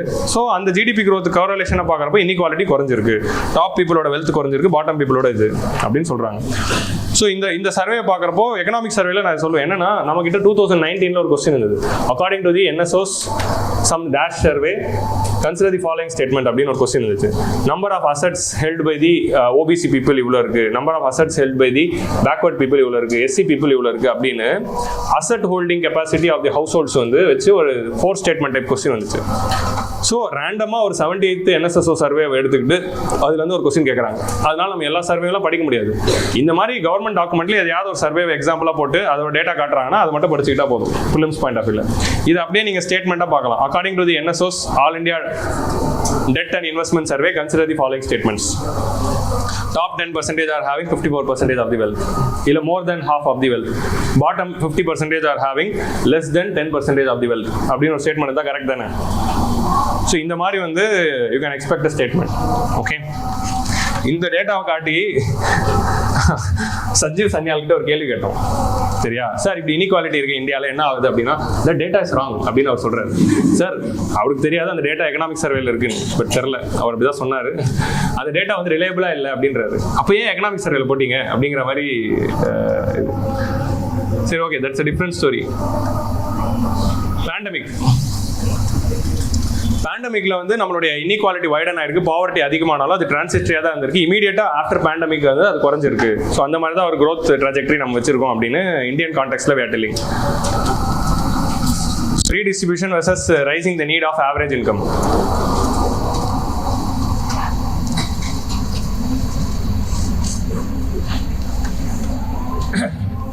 ஸோ நம்ம கிளாஸில் டிஸ்கஸ் பண்ணுவோம்ல, தோசையோட சைஸை பெருசாகணும், கேக்கோட சைஸை பெருசாகணும், increase the size of pie before you can distribute it. என்கிட்ட ஒரு சின்ன கேக் இருக்கு, அது எல்லாருக்கும் நான் பகுத்து கொடுக்கணும்னா எப்படி ஆகிடும்? எல்லாரும் குட்டி குட்டி பீஸ் தான் கிடைக்கும். அப்படி எல்லாரும் குட்டி குட்டி பீஸ் கிடைக்கிறது போல இப்போ என்ன நடந்துக்கிட்டுனா, சின்ன கேக் இருக்கிறப்போ இந்த முதல்ல இருக்க 4 பேர் மட்டும் சாப்பிட்றாங்க. ஸோ எப்போ எல்லாருக்கும் கிடைக்கும்? இன்னும் கொஞ்சம் பெரிய கேக்காக வாங்குறப்போ முதல் 3 ரோல் இருக்கவங்க வாங்கிடுறாங்க. ஸோ எப்போ என்னால் எல்லாருக்குமே நல்ல பீஸ் ஆஃப் கேக் கொடுக்க முடியும் அப்படின்னா, நான் வந்து பெரிய கேக்கை செஞ்சாதான் எல்லாருக்குமே நல்ல டீசென்ட் பீஸை கொடுக்க முடியும். கேக்கை சின்னதாக வச்சுக்கிட்டு இது எல்லாருக்கும் ஈக்குவலாக கொடுக்கணும் அப்படின்னா எல்லாருக்கும் இவ்வளோ தான் கிடைக்கும். ஸோ அதனால் யாரும் நல்லா இருக்க முடியாது அப்படிங்கிற இந்த ஆர்குமெண்ட்ல தான் கேக்கோட சைஸை ஃபஸ்ட்டு பெருசாக்குங்க.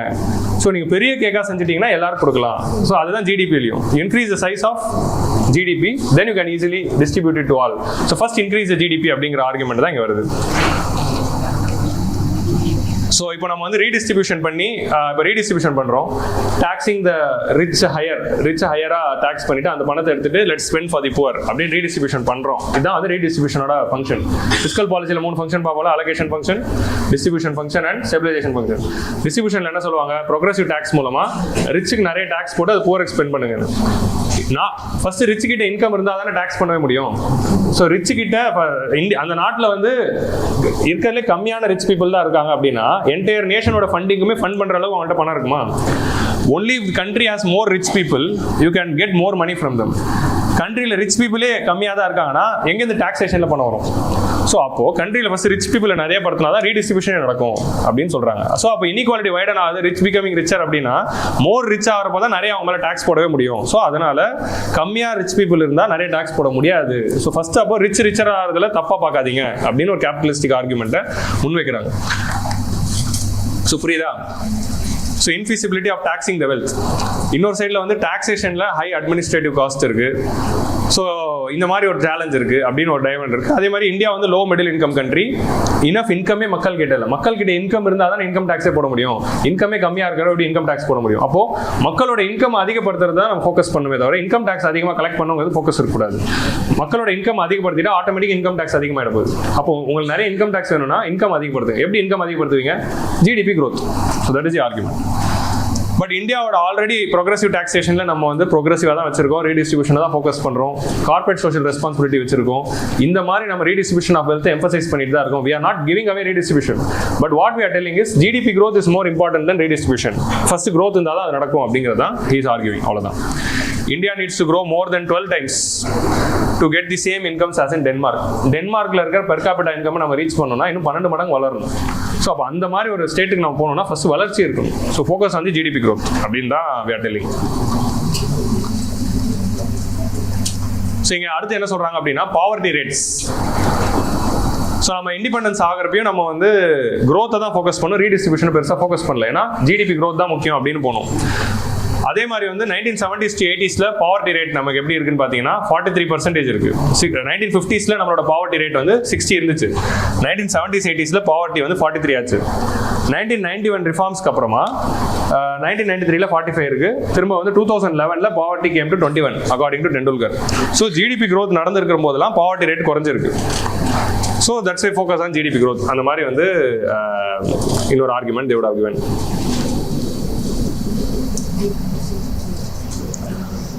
ஸோ கூடவே இண்டஸ்ட்ரியலைசேஷனும் பண்ணணும், அப்போ தான் எம்ப்ளாய்மெண்ட் ஆப்பர்ச்சுனிட்டிஸ் வரும். ஸோ அதுக்கு flexible labour laws are needed. So let's focus on industrialisation, let's focus on ease of doing business so that more industries more employment are created அப்படிங்கிற அந்த ஆர்குமெண்ட் வந்து he would have said. Automatically நம்ம last 10 years எடுத்த ஸ்டெப்ஸ்னால 13.5 crore people are already out of multidimensional poverty அப்படிங்கிறதையும் சொல்லியிருக்காங்க. So multidimensional poverty இண்டெக்ஸோடைய performance தான் இது. So இது அப்சல்யூட் பாவர்ட்டி, இது ரிலேட்டிவ் பாவர்ட்டி. ஸோ பாவர்ட்டி வந்து multidimensional poverty is higher in the rural area than in the urban area. இதை வந்து நீங்கள் நோட் பண்ணணும். மல்டிடைமென்ஷனல் பாவர்ட்டி இண்டெக்ஸோட ரூரல் அர்பனோட கொடுத்துருக்காங்க. So it is higher in rural area than in urban area. இது பார்த்தோம்னா 25 15 ஆயிருக்கு, ரூரலில் 32 19 ஆயிருக்கு, அர்பனில் 8.7 5 ஆயிருக்கு. ஸோ அர்பன் ஏரியாவில் poverty multidimensional poverty is less, multidimensional poverty is higher in the rural area. இது வந்து இன்டென்சிட்டிலையும் வந்து ரூரலில் தான் அதிகமாக இருக்கும். ஸோ நம்ம மல்டிடைமென்ஷனல் பாவர்ட்டி இண்டெக்ஸ் பார்க்குறப்போ நம்ம பார்க்குற ஒரு முக்கியமான விஷயம் என்ன அப்படின்னா அப்சல்யூட் பாவர்ட்டி 25 15 ஆச்சு. பட் ரிலேட்டிவ் பாவர்ட்டி வந்து 47 44 தான் வந்திருக்கு. ஸோ அதோட மீனிங் என்ன? அப்சல்யூட் பாவர்ட்டியை நிறைய பேர் வெளியே கொடுத்துட்டோம், but within the poorest of the poor நிறைய பேர் வந்து இன்னும் வந்து இன்டென்சிட்டி வந்து அதிகமாக தான் இருக்குது ஆல்ரெடி எக்ஸிஸ்டிங் புவர் கிட்ட. ஸோ ரிலேட்டிவ் பாவர்ட்டியும் குறைக்கிறது தான் அல்டிமேட் பாவர்ட்டி எலிவேஷன். ஸோ அப்போது பாவர்ட்டி எலிவேஷன் தான் நம்ம ஃபோக்கஸாக இருக்கணும் rather than இன்இக்வாலிட்டி அப்படிங்கிறது சொல்கிறாரு. இதுதான் நம்ம மல்டிடைமென்ஷனல் பாவர்ட்டி இண்டெக்ஸில் பேசுறது தான். மெனி இவ்வளோ இம்ப்ரூவ்மெண்ட் ஆயிருக்கு, 10% வந்திருக்கு. குளோபல் மல்டிடைமென்ஷனல் பாவர்ட்டி இண்டெக்ஸ் படி இந்தியாவோட இண்டெக்ஸ் படி 13.2, but global multidimensional poverty index படி 13.9. அதில் பாவர்ட்டி ரேட் வந்து 27 16 குறைஞ்சிருக்கு. ரிலேட்டிவ் பாவர்ட்டி 42 44 வந்திருக்கு. ஸோ ரிலேட்டிவ் பாவர்ட்டி குறைஞ்சிருக்கு அப்படிங்கிறது they are just showing evolution. So 63% இந்த பாவர்ட்டி இப்போ குறைஞ்சி 15% குறைஞ்சிருக்கு in the same time in India. Middle class expansion is the future of the poverty growth. ஒரு கண்ட்ரியில் மிடில் கிளாஸ் ஹையாக இருக்கிறப்போ தான் என்ன நடக்கும்? ஸோ மிடில் கிளாஸ் ஃபினாமினன் பற்றி இப்போ வருவோம். when a country is having more middle class people,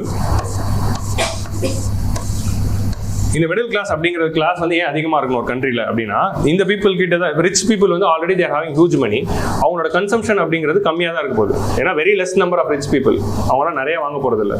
poor பீப்புளால் எதுவுமே வாங்க முடியாது. ஸோ மிடில் கிளாஸ் பீப்புள் தான் வந்து they are having good sufficient income to buy more things. அதே மாதிரி இந்தியாவில் வந்து மிடில் கிளாஸ் செக்ஷன் தான் அதிகமாக இருக்குது. ஸோ மோர் பாப்புலேஷன் அவங்க தான் இருக்கிறதுனால அவங்க தான் வந்து டிமாண்ட் ஜென்ரேஷனே பண்ண போகிறாங்க. Rich people are not going to create demand, அவங்க ஜஸ்ட் கம்மியான ஆளுங்க தான். Poor people are not going to create demand because they are not having money.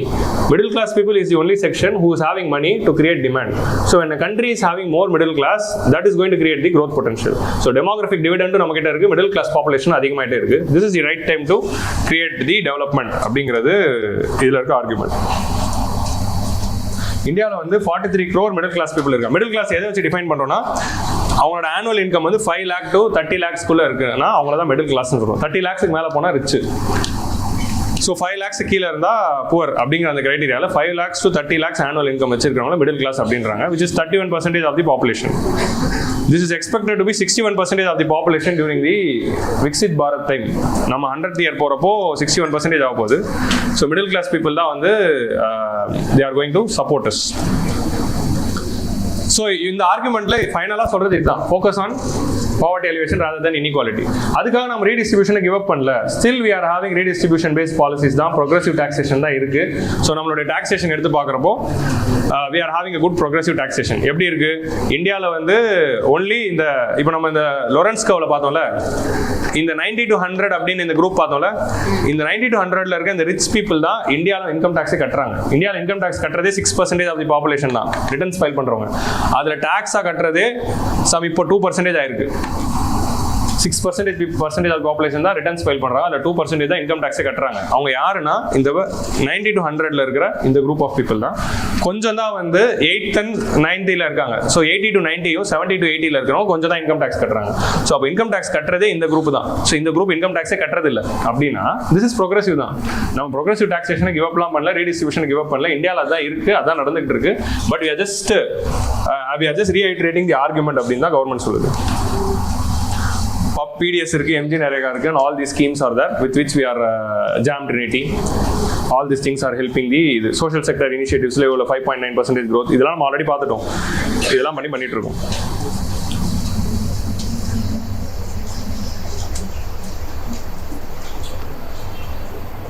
So இந்த ஆர்குமெண்ட் எல்லாம் பார்த்தாச்சு. Focus on absolute poverty rather than that. So ஃபைனலாக last line மட்டும் பாருங்க. Bad inequalities and good inequalities. இன்இக்வாலிட்டியில் 2 type இருக்கு, bad inequality, good inequality. எது வந்து பேட் இன்இக்வாலிட்டினா நம்ம இன்இக்வாலிட்டியில் குட் இன்இக்வாலிட்டியை கன்சிடர் பண்ணாது. ரிச்சுக்கும் போருக்கு நடுவில் இருக்க கேப் வந்து தப்பு இல்லை, அது இருக்க தான் செய்யும், அது போகாது. எது வந்து பேட் இன்இக்வாலிட்டி அப்படின்னா inequality of opportunity.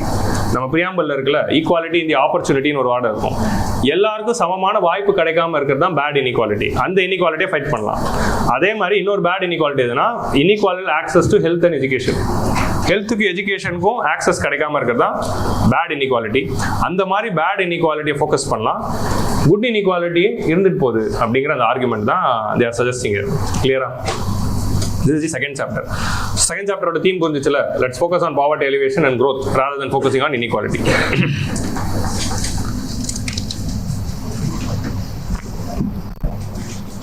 This is second chapter. Next third chapter வந்து riding a wave in the change in the India's evolving export basket.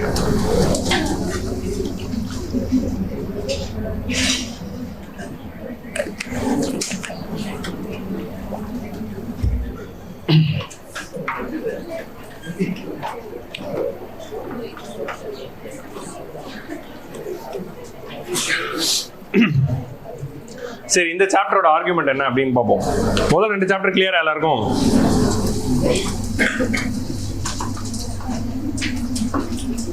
So ஒன்றும் இல்லை, செகண்ட் சாப்டர் வந்து நம்ம டேக் அவே வந்து ஆன்சர் ரைட்டிங்கில் எழுதுறப்போ அப்படி எழுதுறோம். Good inequalities, bad inequalities, we have to focus on that. அந்த மாதிரி வந்து வி கேன் ஜஸ்ட் ரைட். இந்தியாவோட எக்ஸ்போர்ட் பேஸ்கெட் வந்து it has evolved in a new way. So 2008க்கு முன் 2008க்கு பின் அப்படின்னு இந்தியாவோட எக்ஸ்போர்ட் growth பிரிக்கிறாங்க. 2008 global crisis வந்துச்சா? So we are going to the 2008 global crisis. இந்த global crisisக்கு முன் எப்படி இருந்திருக்கு, பின் எப்படி இருந்திருக்கு எக்ஸ்போர்ட் அப்படின்னு பார்க்குறாங்க. ஸோ இதை வந்து நம்ம வந்து எதை வச்சு பார்க்குறோம் அப்படின்னா 2 பேராமீட்டர்ஸ். ஃபர்ஸ்ட் பேராமீட்டர்ஸ் என்ன அப்படின்னா நம்ம இங்கே வந்து எக்ஸ்போர்ட் எலாஸ்டிசிட்டி அப்படிங்கிற ஒரு இண்டிகேட்டரை மெஷர் பண்ணுறோம். எக்ஸ்போர்ட் இன்கம் இது டாக்ஸ் எலாஸ்டிசிட்டினா என்ன? டேக்ஸ் ரேட் ஏற ஏற எவ்வளோ டேக்ஸ் ரெவன்யூ ஏறுது அப்படிங்கிறது தான் டேக்ஸ் எலாஸ்டிசிட்டி. அப்போ எக்ஸ்போர்ட் எலாஸ்டிசிட்டினா என்ன? ஜிடிபி ஏற ஏற எவ்வளோ எக்ஸ்போர்ட் ஏறுது. When GDP grows how much export is increasing. Or அதே மாதிரி வந்து வென் ப்ரைஸஸ் ஒரு பொருளோட விலை ஏறுச்சுன்னா அதோட எக்ஸ்போர்ட் எவ்வளோ ஆகுது. So we are measuring export elasticity in the two parameters. Export elasticity அப்படிங்கிற அந்த பாராமீட்டர் எடுத்துக்கிறாங்க. இதை வந்து ரெண்டா மெஷர் பண்றாங்க. ஒன்று வந்து growth of export to GDP. இன்னொன்று வந்து rise of export to price அப்படின்னு ரெண்டா மெஷர் பண்றாங்க. சரியா? ஸோ இந்த எக்ஸ்போர்ட் எலாஸ்டிசிட்டி அப்படிங்கிறது ரேட் ஆஃப் ஜிடிபியில் 1% growth இருந்துச்சுன்னா எவ்வளோ எக்ஸ்போர்ட் அதிகமாக இருக்குது அப்படிங்கிறது எக்ஸ்போர்ட் எலாஸ்டிசிட்டி. ஸோ இந்தியாவில் வந்து 2008க்கு முன்னாடி எக்ஸ்போர்ட் எலாஸ்டிசிட்டி வாஸ் ஹை. ஜிடிபியில் 1% சேஞ்ச் இருந்ததுன்னா எக்ஸ்போர்ட்ஸ் பயங்கரமாக அதிகமாகுது. அதே மாதிரி ரெண்டாவது வந்து அந்த பொருளோட விலை அதிகமாகிறப்போ அதோட டிமாண்ட் என்ன ஆகும்? குறையும். அப்போ பொருள் காஸ்ட்லி ஆக ஆக அதோட எக்ஸ்போர்ட்ஸ் குறையும். பொருள் விலை கம்மியாக ஆக அதோட எக்ஸ்போர்ட்ஸ் அதிகமாகும். அதான் வந்து எக்ஸ்போர்ட் காம்படிட்டிவ்னஸ் அப்படின்னு சொல்லுவாங்க. இப்போ நம்ம பார்க்குறோம்ல, devaluation or depreciation of the currency இருக்கிறப்போ நம்மளோட கூட்ஸோட காம்படிட்டிவ்னஸ் அதிகமாகுது அப்படின்னு பார்ப்போம்ல. ஏன் டிப்ரிஷியேஷன் அப்போ காம்படிட்டிவ்னஸ் அதிகமாகுது? ஏன்னா நமக்கு நிறைய இன்கம் வரதுனால அது கம்மி ரேட்டுக்கே விற்கலாம். ஸோ கம்மி ரேட்டுக்கே விற்கிறப்போ வேர்ல்டு மார்க்கெட்டில் இந்தியாவோட கூட்ஸ்க்கு எப்போ டிமாண்ட் இருக்கும்? இந்தியாவோட கூட்ஸ் வேர்ல்டு மார்க்கெட்டில் கம்மி விலையில் இருந்தால் தான் அதுக்கு வந்து டிமாண்ட் இருக்கும். ஸோ எக்ஸ்போர்ட் டு price இது ரெண்டையும் மெஷர் பண்றாங்க. இந்த export elasticity to GDP and export elasticity to price வந்து it was high before 2008. After 2008ல என்ன ஆயிருக்கு அப்படின்னு பார்த்தா, இந்தியாவில் இருக்க export it is not responding to GDP and price. GDP growth எவ்வளவா இருந்தாலும் தேங்க்ஸ்ண்ணா, பரவாயில்ல அங்கே வச்சுக்கலாம். ஜிடிபி growth எவ்வளவா இருந்தாலும் எக்ஸ்போர்ட் வந்து தண்ணி தான், வேற எதுவும் இல்லை. ஜிடிபி growth எவ்வளோ ஹையாக இருந்தாலோ இல்லை குறையுதோ எக்ஸ்போர்ட் வந்து இன்க்ரீஸ் ஆகிட்டே தான் இருக்கு. அந்த கூட்ஸோட பொருளோட விலைகள் வந்து இப்போ 2008க்கு முன்னாடி எப்படி இருந்துச்சுன்னா, பொருளோட விலை அதிகமாச்சுன்னா எக்ஸ்போர்ட் குறைஞ்சிரும், பொருளோட விலை கம்மியாயிடுச்சுன்னா எக்ஸ்போர்ட் அதிகமாயிடும். பட் 2008க்கு அப்புறமா there is a shift. என்ன இருக்கு அப்படின்னா, it is not responding to GDP growth or prices. GDP growth எவ்வளோ அதிகமாவது கம்மியாகுது, எக்ஸ்போர்ட் பாட்டிக்கு அதிகமாகிட்டு தான் இருக்கு. பிரைஸ் அதிகமாவது கம்மியாகுது, இட்ஸ் நாட் ரெஸ்பாண்டிங், எக்ஸ்போர்ட்ஸ் அதிகமாகிட்டு தான் இருக்கு. ஸோ அந்த price sensitivity and income sensitivity of the exports வந்து எலாஸ்டிசிட்டி வந்து ஆஃப்டர் 2008 குறைஞ்சிடுச்சு அப்படின்னு சொல்றாங்க. இதுக்கு என்ன ரீசன் அப்படின்னு பார்த்தா, எக்ஸ்போர்ட் பாஸ்கெட் மாறினது. 2008க்கு முன்னாடி நம்ம பண்ண கூட்ஸோட எக்ஸ்போர்ட்டோட கூட்ஸும் 2008க்கு நம்ம அப்புறமா பண்ண எக்ஸ்போர்ட்ஸ்ல இருந்த கூட்ஸுமே டோட்டலாக வேறு. ஐ மீன் கூட்ஸ் சர்வீசஸ் ரெண்டுமே. ஸோ மர்ச்சன்டைஸ் கூட்ஸாக இருக்கட்டும் இல்லை சர்வீசஸாக இருக்கட்டும், ரெண்டுத்தோட நேச்சருமே 2008க்கு அப்புறம் மாறிடுச்சு. ஸோ அது மாறினதுனால இந்த சேஞ்ச் நடக்குது. ஸோ எப்படி மாறி இருக்கு அப்படின்னா, 2008க்கு அப்புறமா நம்ம பண்ண கூட்ஸ் எல்லாம் எப்படி இருக்கு அப்படின்னு பார்த்தா, ஃபியூச்சரிஸ்டிக் கூட்ஸாக இருக்கு, காம்ப்ளிகேட்டட் கூட்ஸாக இருக்கு. ஸோ எப்படின்னா சிப்ஸ், எலக்ட்ரானிக்ஸ், செமிகண்டக்டர்ஸ் ஆர் வந்து இந்த மாதிரி பேட்டரி டெக்னாலஜி, இந்த மாதிரியான goods, chemicals. So all these kind of goods வந்து we started to export. Solar panels இந்த மாதிரி. சர்வீசஸை பொறுத்த வரைக்கும் நம்ம ஆல்ரெடி டிஸ்கஸ் பண்ணோம். வெறும் பிபிஓ மட்டும் பண்ணிட்டு இருந்த ஒரு கண்ட்ரி வந்து இப்போ குளோபல் கேப்பபிலிட்டி சென்டர்ஸ் வர அளவுக்கு மாறிடுச்சு. ஸோ சர்வீசஸ்லேயே இப்போ நம்ம வந்து வெறும் கால் சென்டர் மட்டும் எக்ஸ்போர்ட் பண்ணிட்டு இருந்தோம். நம்ம R&D அண்ட் இனோவேஷனையும் எக்ஸ்போர்ட் பண்ண ஆரம்பிச்சிட்டோம். கால் சென்டருக்கு வர சம்பளத்தோட R&Dக்கு வர சம்பளம் அதிகம். ஸோ ஆட்டோமேட்டிக்லி ஒரு ஐடி எம்ப்ளாயில ஃபர்ஸ்ட் கால் சென்டரில் வாங்கிட்டு இருந்த சம்பளம் இப்போ கால் சென்டருக்கு போனால் 20K தருவாங்களா? ஆனால் ஐடியில் கம்பெனியில் வேலை செஞ்சால் என்ட்ரி சேலரி 50K இருக்கும். அதுக்கப்புறம் ப்ரொமோட் ஆகி 1 lakh 2 lakh 3 lakh 4 lakhன்னு போயிட்டே இருக்காங்க. ஸோ இந்தியாவில் வந்து ஒரு ஹையஸ்ட் ஏர்னிங் ஒரு குரூப் யாருன்னு பார்த்தா இந்த ஐடியில் வேலை செய்கிறவங்க. சரியா? ஸோ அந்த மாதிரி வந்து ஒரு காம்ப்ளிகேட்டட் ஐடி எக்ஸ்போர்ட்ஸ் வந்து நம்ம பண்ண ஆரம்பிச்சிட்டோம். ஸோ அதனால் அந்த எக்ஸ்போர்ட்ஸோட நேச்சரே மாறினதுனால we are exporting those commodities in such a way that the price doesn't matter because we are providing one of the best type of thing and unique type of thing. So அதோட ப்ரைஸோ இல்லை வேர்ல்டோட எக்கானமியோ தேவையில்லை, எப்பவுமே இருந்துகிட்டு இருக்கு. For example பேண்டமிக்ல என்ன நடக்குது? வேர்ல்டோட growth வந்து it became minus.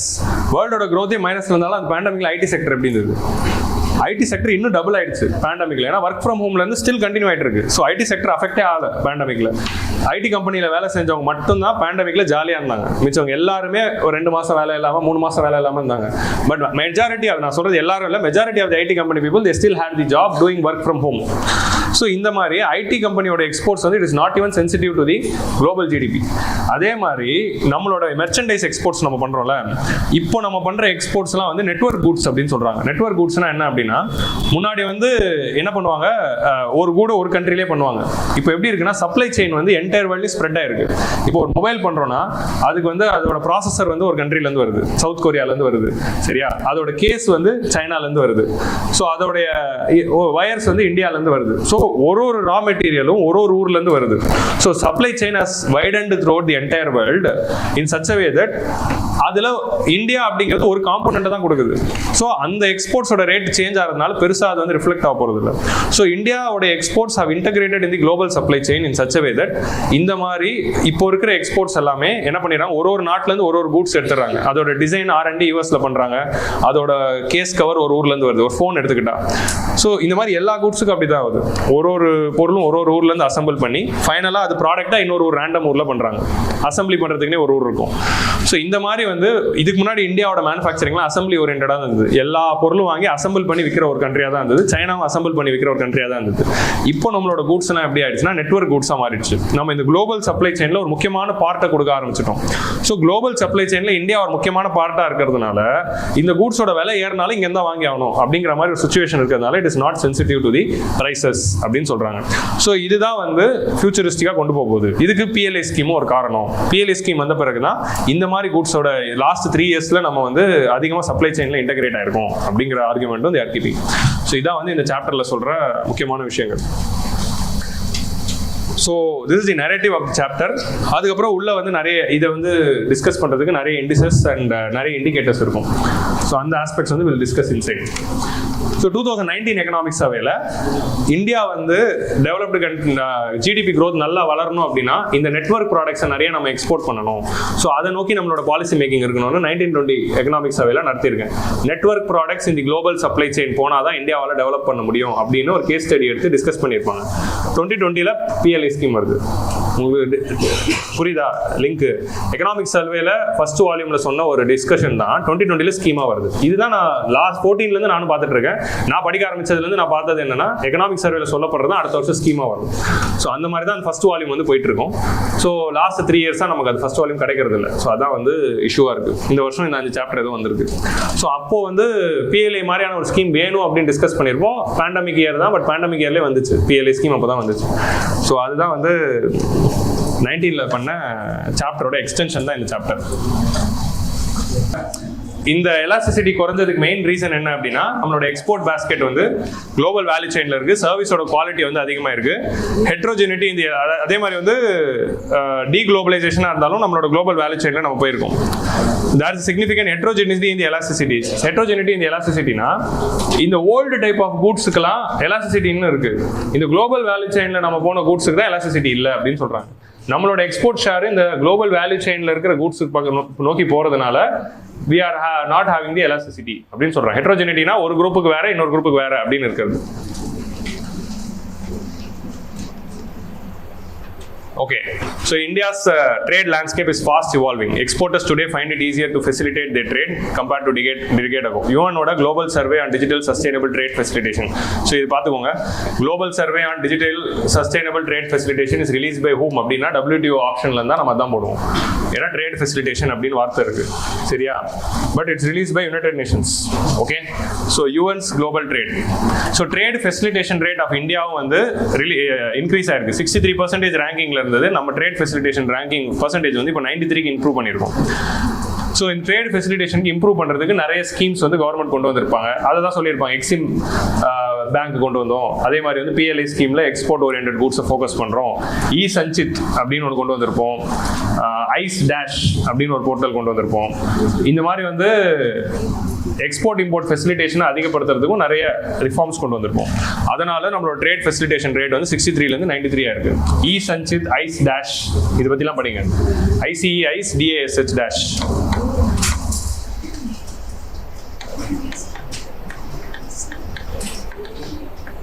Sanjith. So இந்த மாதிரியான இனிஷியேட்டிவ்ஸ்னால இட் ஹாஸ் இம்ப்ரூவ். ஸ்விஃப்ட் அப்படின்னு இன்னொன்று இருக்கு போர்ட்டல்,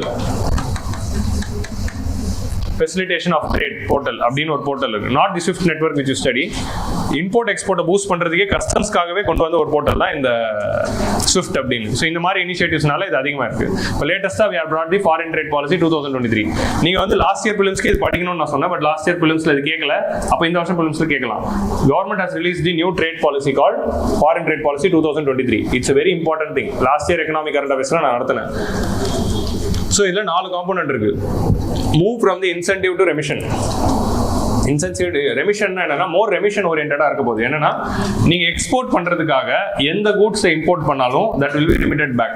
நீங்க வந்து ரா மெட்டீரியல்ஸ் இம்போர்ட் பண்றீங்கன்னு வச்சுக்கோங்க, அந்த ரா மெட்டீரியல்ஸ் வச்சு நீங்க ஒரு எக்ஸ்போர்ட் ஓரியன்ட் பொட்டன்ஷியல் இருக்க கூட தான் பண்ண போறீங்க அப்படின்னா அந்த ரா மெட்டீரியல்ஸ் மேல போடப்பட்ட டியூட்டி எல்லாமே உங்களுக்கு திரும்ப கொடுத்துரும். இட்ஸ் சிமிலர் டு ஜிஎஸ்டியில் இருக்கிற இன்புட் டாக்ஸ் கிரெடிட் மெக்கானிசம். ஜிஎஸ்டியில் நம்ம என்ன பண்றோம், ரா மெட்டீரியல்ஸ் கட்டுற ஜிஎஸ்டி திரும்ப கொடுக்குறோம்ல, அதே மாதிரி நீங்க எக்ஸ்போர்ட் பண்ணீங்க அப்படின்னா அதுக்கு நீங்க அந்த எக்ஸ்போர்ட் பண்ண ப்ராடக்ட்டுக்கு நீங்க இம்போர்ட் பண்ற ரா மெட்டீரியல்ஸ் இம்போர்ட் பண்ணிட்டீங்கன்னா அது மேல இருக்க எல்லா டியூட்டிஸும் திரும்ப கொடுத்துருவோம். In all forms possible. It can be capital good, it can be normal good, any good, remissions will be given. Abdine, we have widened the scope of the remission. And we are focusing more on the export promotion. So export promotion ku nariya schemes vandu kondu vandirpaanga. Like for example, one district one product scheme, one district one product scheme la ஆரம்பிச்சு farmer producer organizations உருவாக்கி இந்த GI tag எல்லாம் கொடுத்து எல்லாமே எதுக்கு, ஏன்னா அந்த டிஸ்ட்ரிக்ட்ல ஒரு கூட்ல அவங்க ஸ்பெஷலைஸ்டா இருக்காங்கன்னா அந்த கூட்ஸை வந்து எக்ஸ்போர்ட் பொட்டன்ஷியலும் ஃபோக்கஸ் பண்றாங்க. எந்தெந்த கூட்ஸ்க்குலாம் GI tag போதோ இல்லை எந்தெந்த கூட்ஸ்லாம் ஒன் டிஸ்ட்ரிக்ட் ஒன் ப்ராடக்ட்ல இருக்கோ அந்தந்த கூட்ஸ் எல்லாத்தையுமே எக்ஸ்போர்ட் பொட்டன்ஷியலையும் ஸ்கோப் பார்க்குறாங்க. இப்போ பஷ்மினா ஷால் அப்படிங்கிறது ஒரு GI tag இருக்கிற ஒரு shawl from Kashmir. But pashmina shawl is a globally reputed thing which is use throughout the world. World wide டிமாண்டில் இருக்கிற ஒரு விஷயம், உங்களுக்கு புரியுதா? ஸோ அந்த மாதிரி வந்து we want to widen it. Okay. So மூணாவது வந்து ease of doing business. So ease of doing பிஸ்னஸ்னா எக்ஸ்போர்ட்டர்ஸ் பண்ணுற பிஸ்னஸ் பண்ணுற எல்லாருக்குமே எந்த ஒரு ஹசார்ட்ஸும் இருக்கக்கூடாது. அதாவது ஃபார் எக்ஸாம்பிள் ஒரு கிளியரன்ஸோ ஒரு அப்ரூவலோ டாக்குமெண்டேஷனோ எந்த இஷ்யூஸும் எல்லாமே ஆன்லைனில் ஸ்ட்ரீம்லைன் பண்ணுறோம். Focus on the emerging areas like e-commerce and dual use high and technology. So high and technology orient ப்ராடக்ட்ஸில் நம்ம எக்ஸ்போர்ட்ஸ் இப்போவே பூஸ்ட் பண்ண ஆரம்பிச்சிட்டா ஃபியூச்சர் நம்ம கையில் தான். இப்போ சைனா அப்படி குளோபலாக டாமினன்ட் ஆனாங்க. இப்போ கரண்ட்ல சொல்லப்படுற எல்லா டெக்னாலஜியோட மேனுஃபேக்சரிங் அவங்க வச்சிருக்காங்க. ஸோ அதனால தான் வேர்ல்டுக்கு எக்ஸ்போர்ட் பண்ணிட்டு இருக்காங்க. அப்போ ஃபியூச்சர்ல இருக்கக்கூடிய டெக்னாலஜி பேஸ்டு ப்ராடக்ட்ஸ் எல்லாம் நம்ம இப்போ ஃபோக்கஸ் பண்ணி ஆரம்பிச்சிட்டோம் அப்படின்னா ஃபியூச்சரோட எக்ஸ்போர்ட் மார்க்கெட்லாம் நம்ம கையில் ப்ளஸ் சைனா ப்ளஸ் வந்து ஈஸியாக அப்சர்வ் பண்ணிக்கலாம். அதான் PLI ஸ்கீம் பண்ணுது. ஸோ இந்த மாதிரி 4 ஏரியா இல்லை தான் ஸ்காமெட் அப்படின்னு சொல்லுவாங்க. Special chemicals and organic materials and dual use goods emerging technologies policy. SCOMET தெரியுமா? இது வந்து ஒரு acronym. Special chemicals, organic products, medicines and emerging technologies அப்படின்னு சொல்றது தான் ஸ்காமெட். இந்த ஏரியாவில் இருக்கிற கூட்ஸ் எல்லாத்தையும் ஃபோக்கஸ் பண்ண போகிறோம்.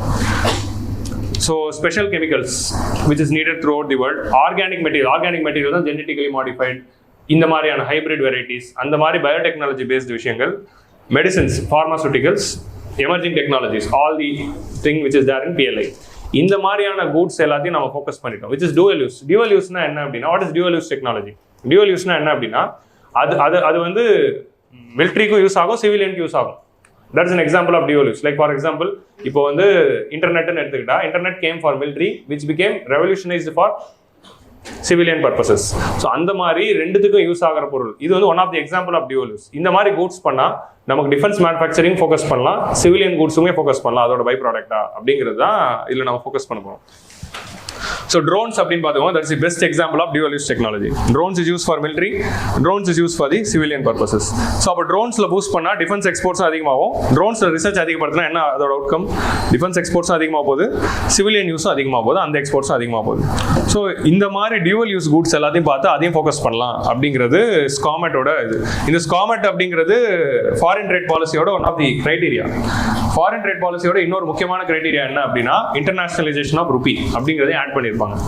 அதை வந்து ஒரு பாலிசியாவே வந்து ஃபாரின் ட்ரேட் பாலிசியில சேர்த்திருக்காங்க. இப்போ எப்படி நம்ம ருபி ரபிள் மெக்கானிசம் மூலமா ரஷ்யா கிட்ட சைன் பண்ணமோ அந்த மாதிரி எந்தெந்த கண்ட்ரிலாம் இந்தியா கிட்ட இருந்து இம்போர்ட் பண்றாங்களோ அவங்க எல்லார்கிட்டையும் நம்ம சைன் பண்ணிடலாம்ல. நம்ம யாருக்கெல்லாம் எக்ஸ்போர்ட் பண்றோமோ எல்லார்கிட்டையும் சைன் பண்ணிட்டா we can internationalize ருபி அப்படிங்கிறதே ஒரு இன்டெக்ரல் பார்ட் ஆஃப் தி பாலிசியா கொண்டு வந்திருக்காங்க.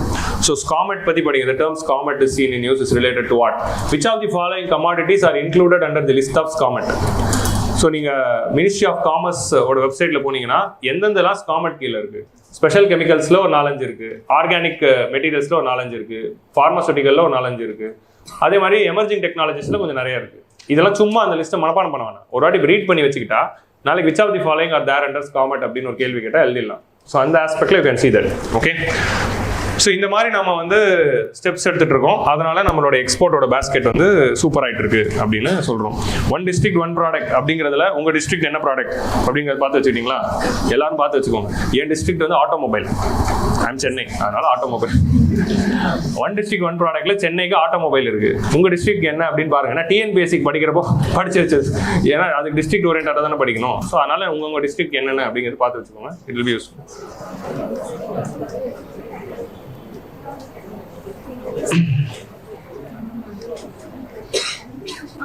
So இப்போ அடுத்து வந்து கிராஃப் வந்து we are going to see India's share in the world's merchandise exports.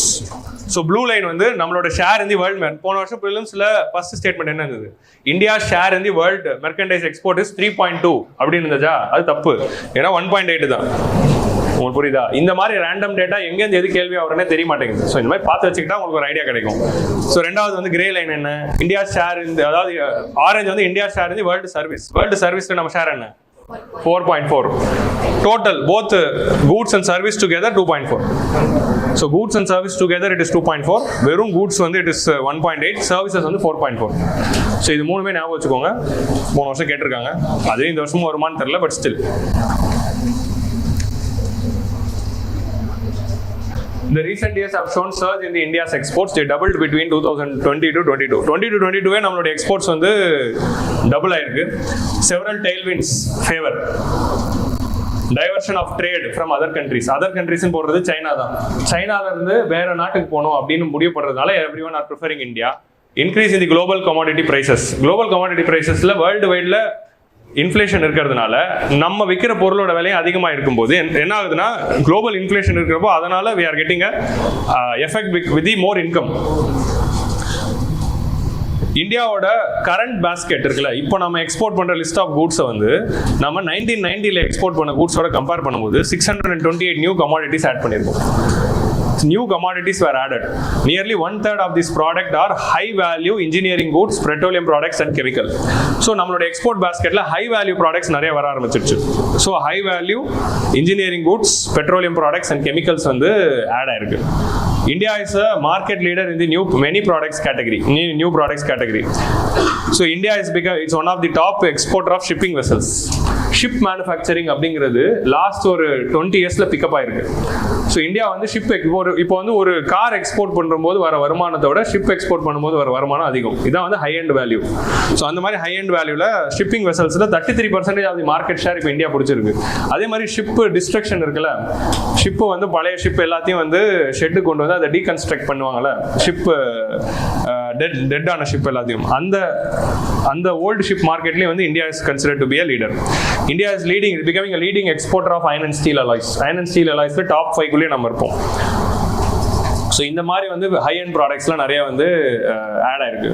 The growth of the new product basket outspaces the growth of the already existing surviving products.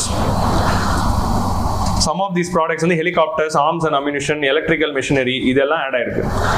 So அதே மாதிரி வந்து there is a shift in the export product. முன்னாடி labour intensive ப்ராடக்ட்லேருந்து capital and skill incentive ப்ராடக்ட்ஸாக add ஆயிருக்கு. So இந்த மாதிரி structural change வந்ததுனால தான் இந்த எக்ஸ்போர்ட்டில் இந்த சென்சிட்டிவிட்டி குறைஞ்சிருக்கு அப்படிங்கிறது சொல்கிறாங்க. ஸோ இதில் நம்ம என்ன நோட் பண்ணோம்னா, ரீசெண்டாக 33% of the market value in shipping vessels அப்படின்னா நம்ம லாஜிக்கலாக யோசிச்சு பார்க்குறப்போ இது வரவே வராது. ஷிப்பிங் வெசல்ஸ் 33% ஆஃப் மார்க்கெட் வச்சிருக்கோமா அப்படின்னா வராது. But recently it has been coming.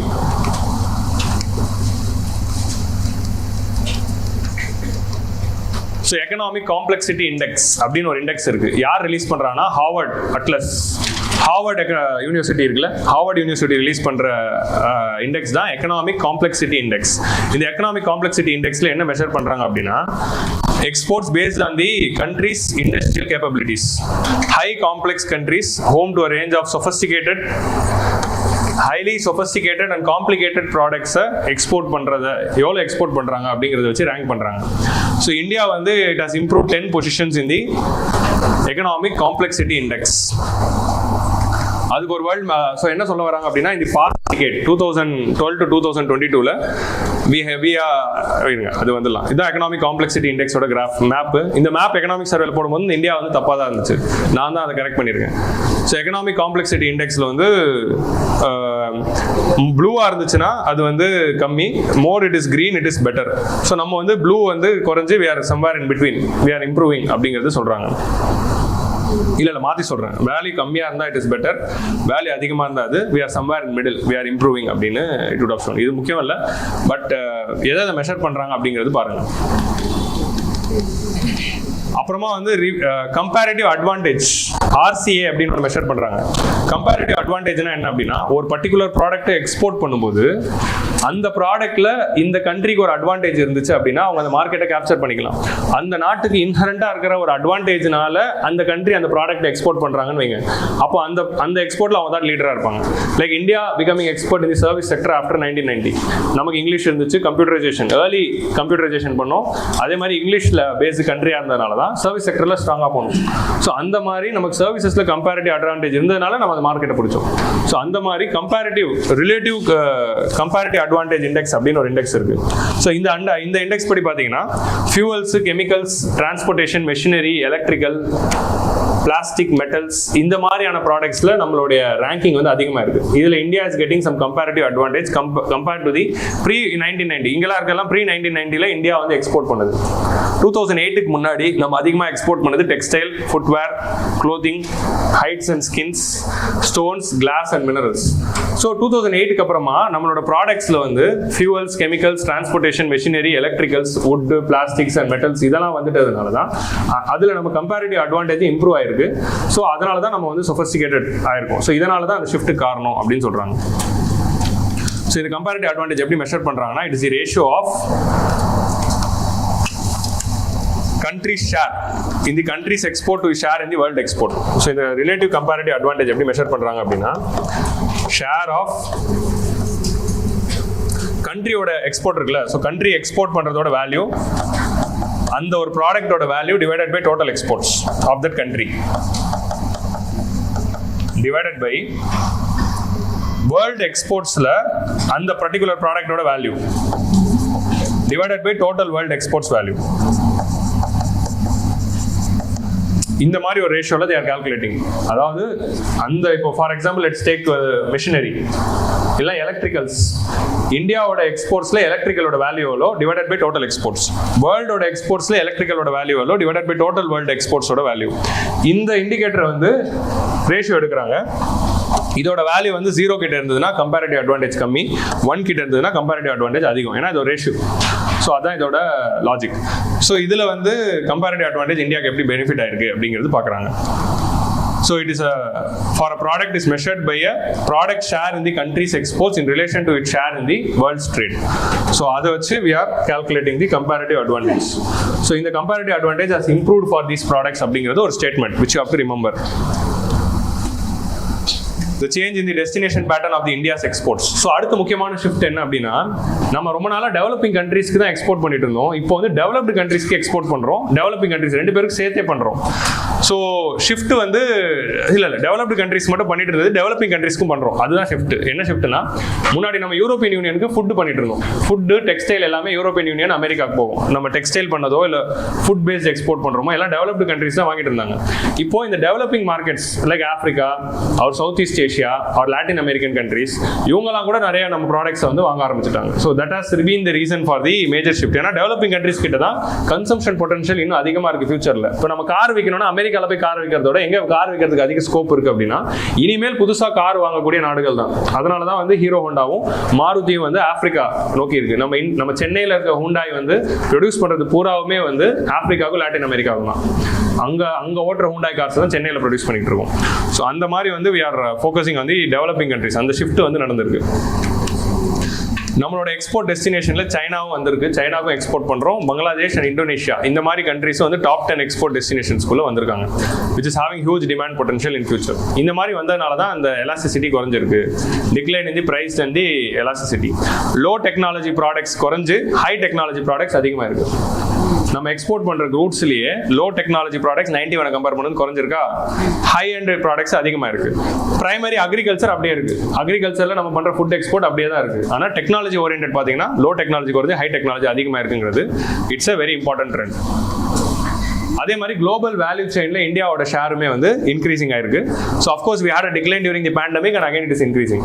So ஆனால் ஓவராலாக பார்த்தா ட்ரெண்ட் வந்து இட் இஸ் இன்க்ரீசிங் தான். ஷேர் ஆஃப் இந்தியன் ப்ராடக்ட்ஸ் இந்த குளோபல் வேல்யூ செயின். ஸோ டெக்னாலஜி வைஸ் இம்ப்ரூவ் ஆயிருக்கும், குளோபல் வேல்யூ செயின்ல இன்க்ரீஸ் ஆயிருக்கும் அப்படிங்கிறது தான் ரீசன்.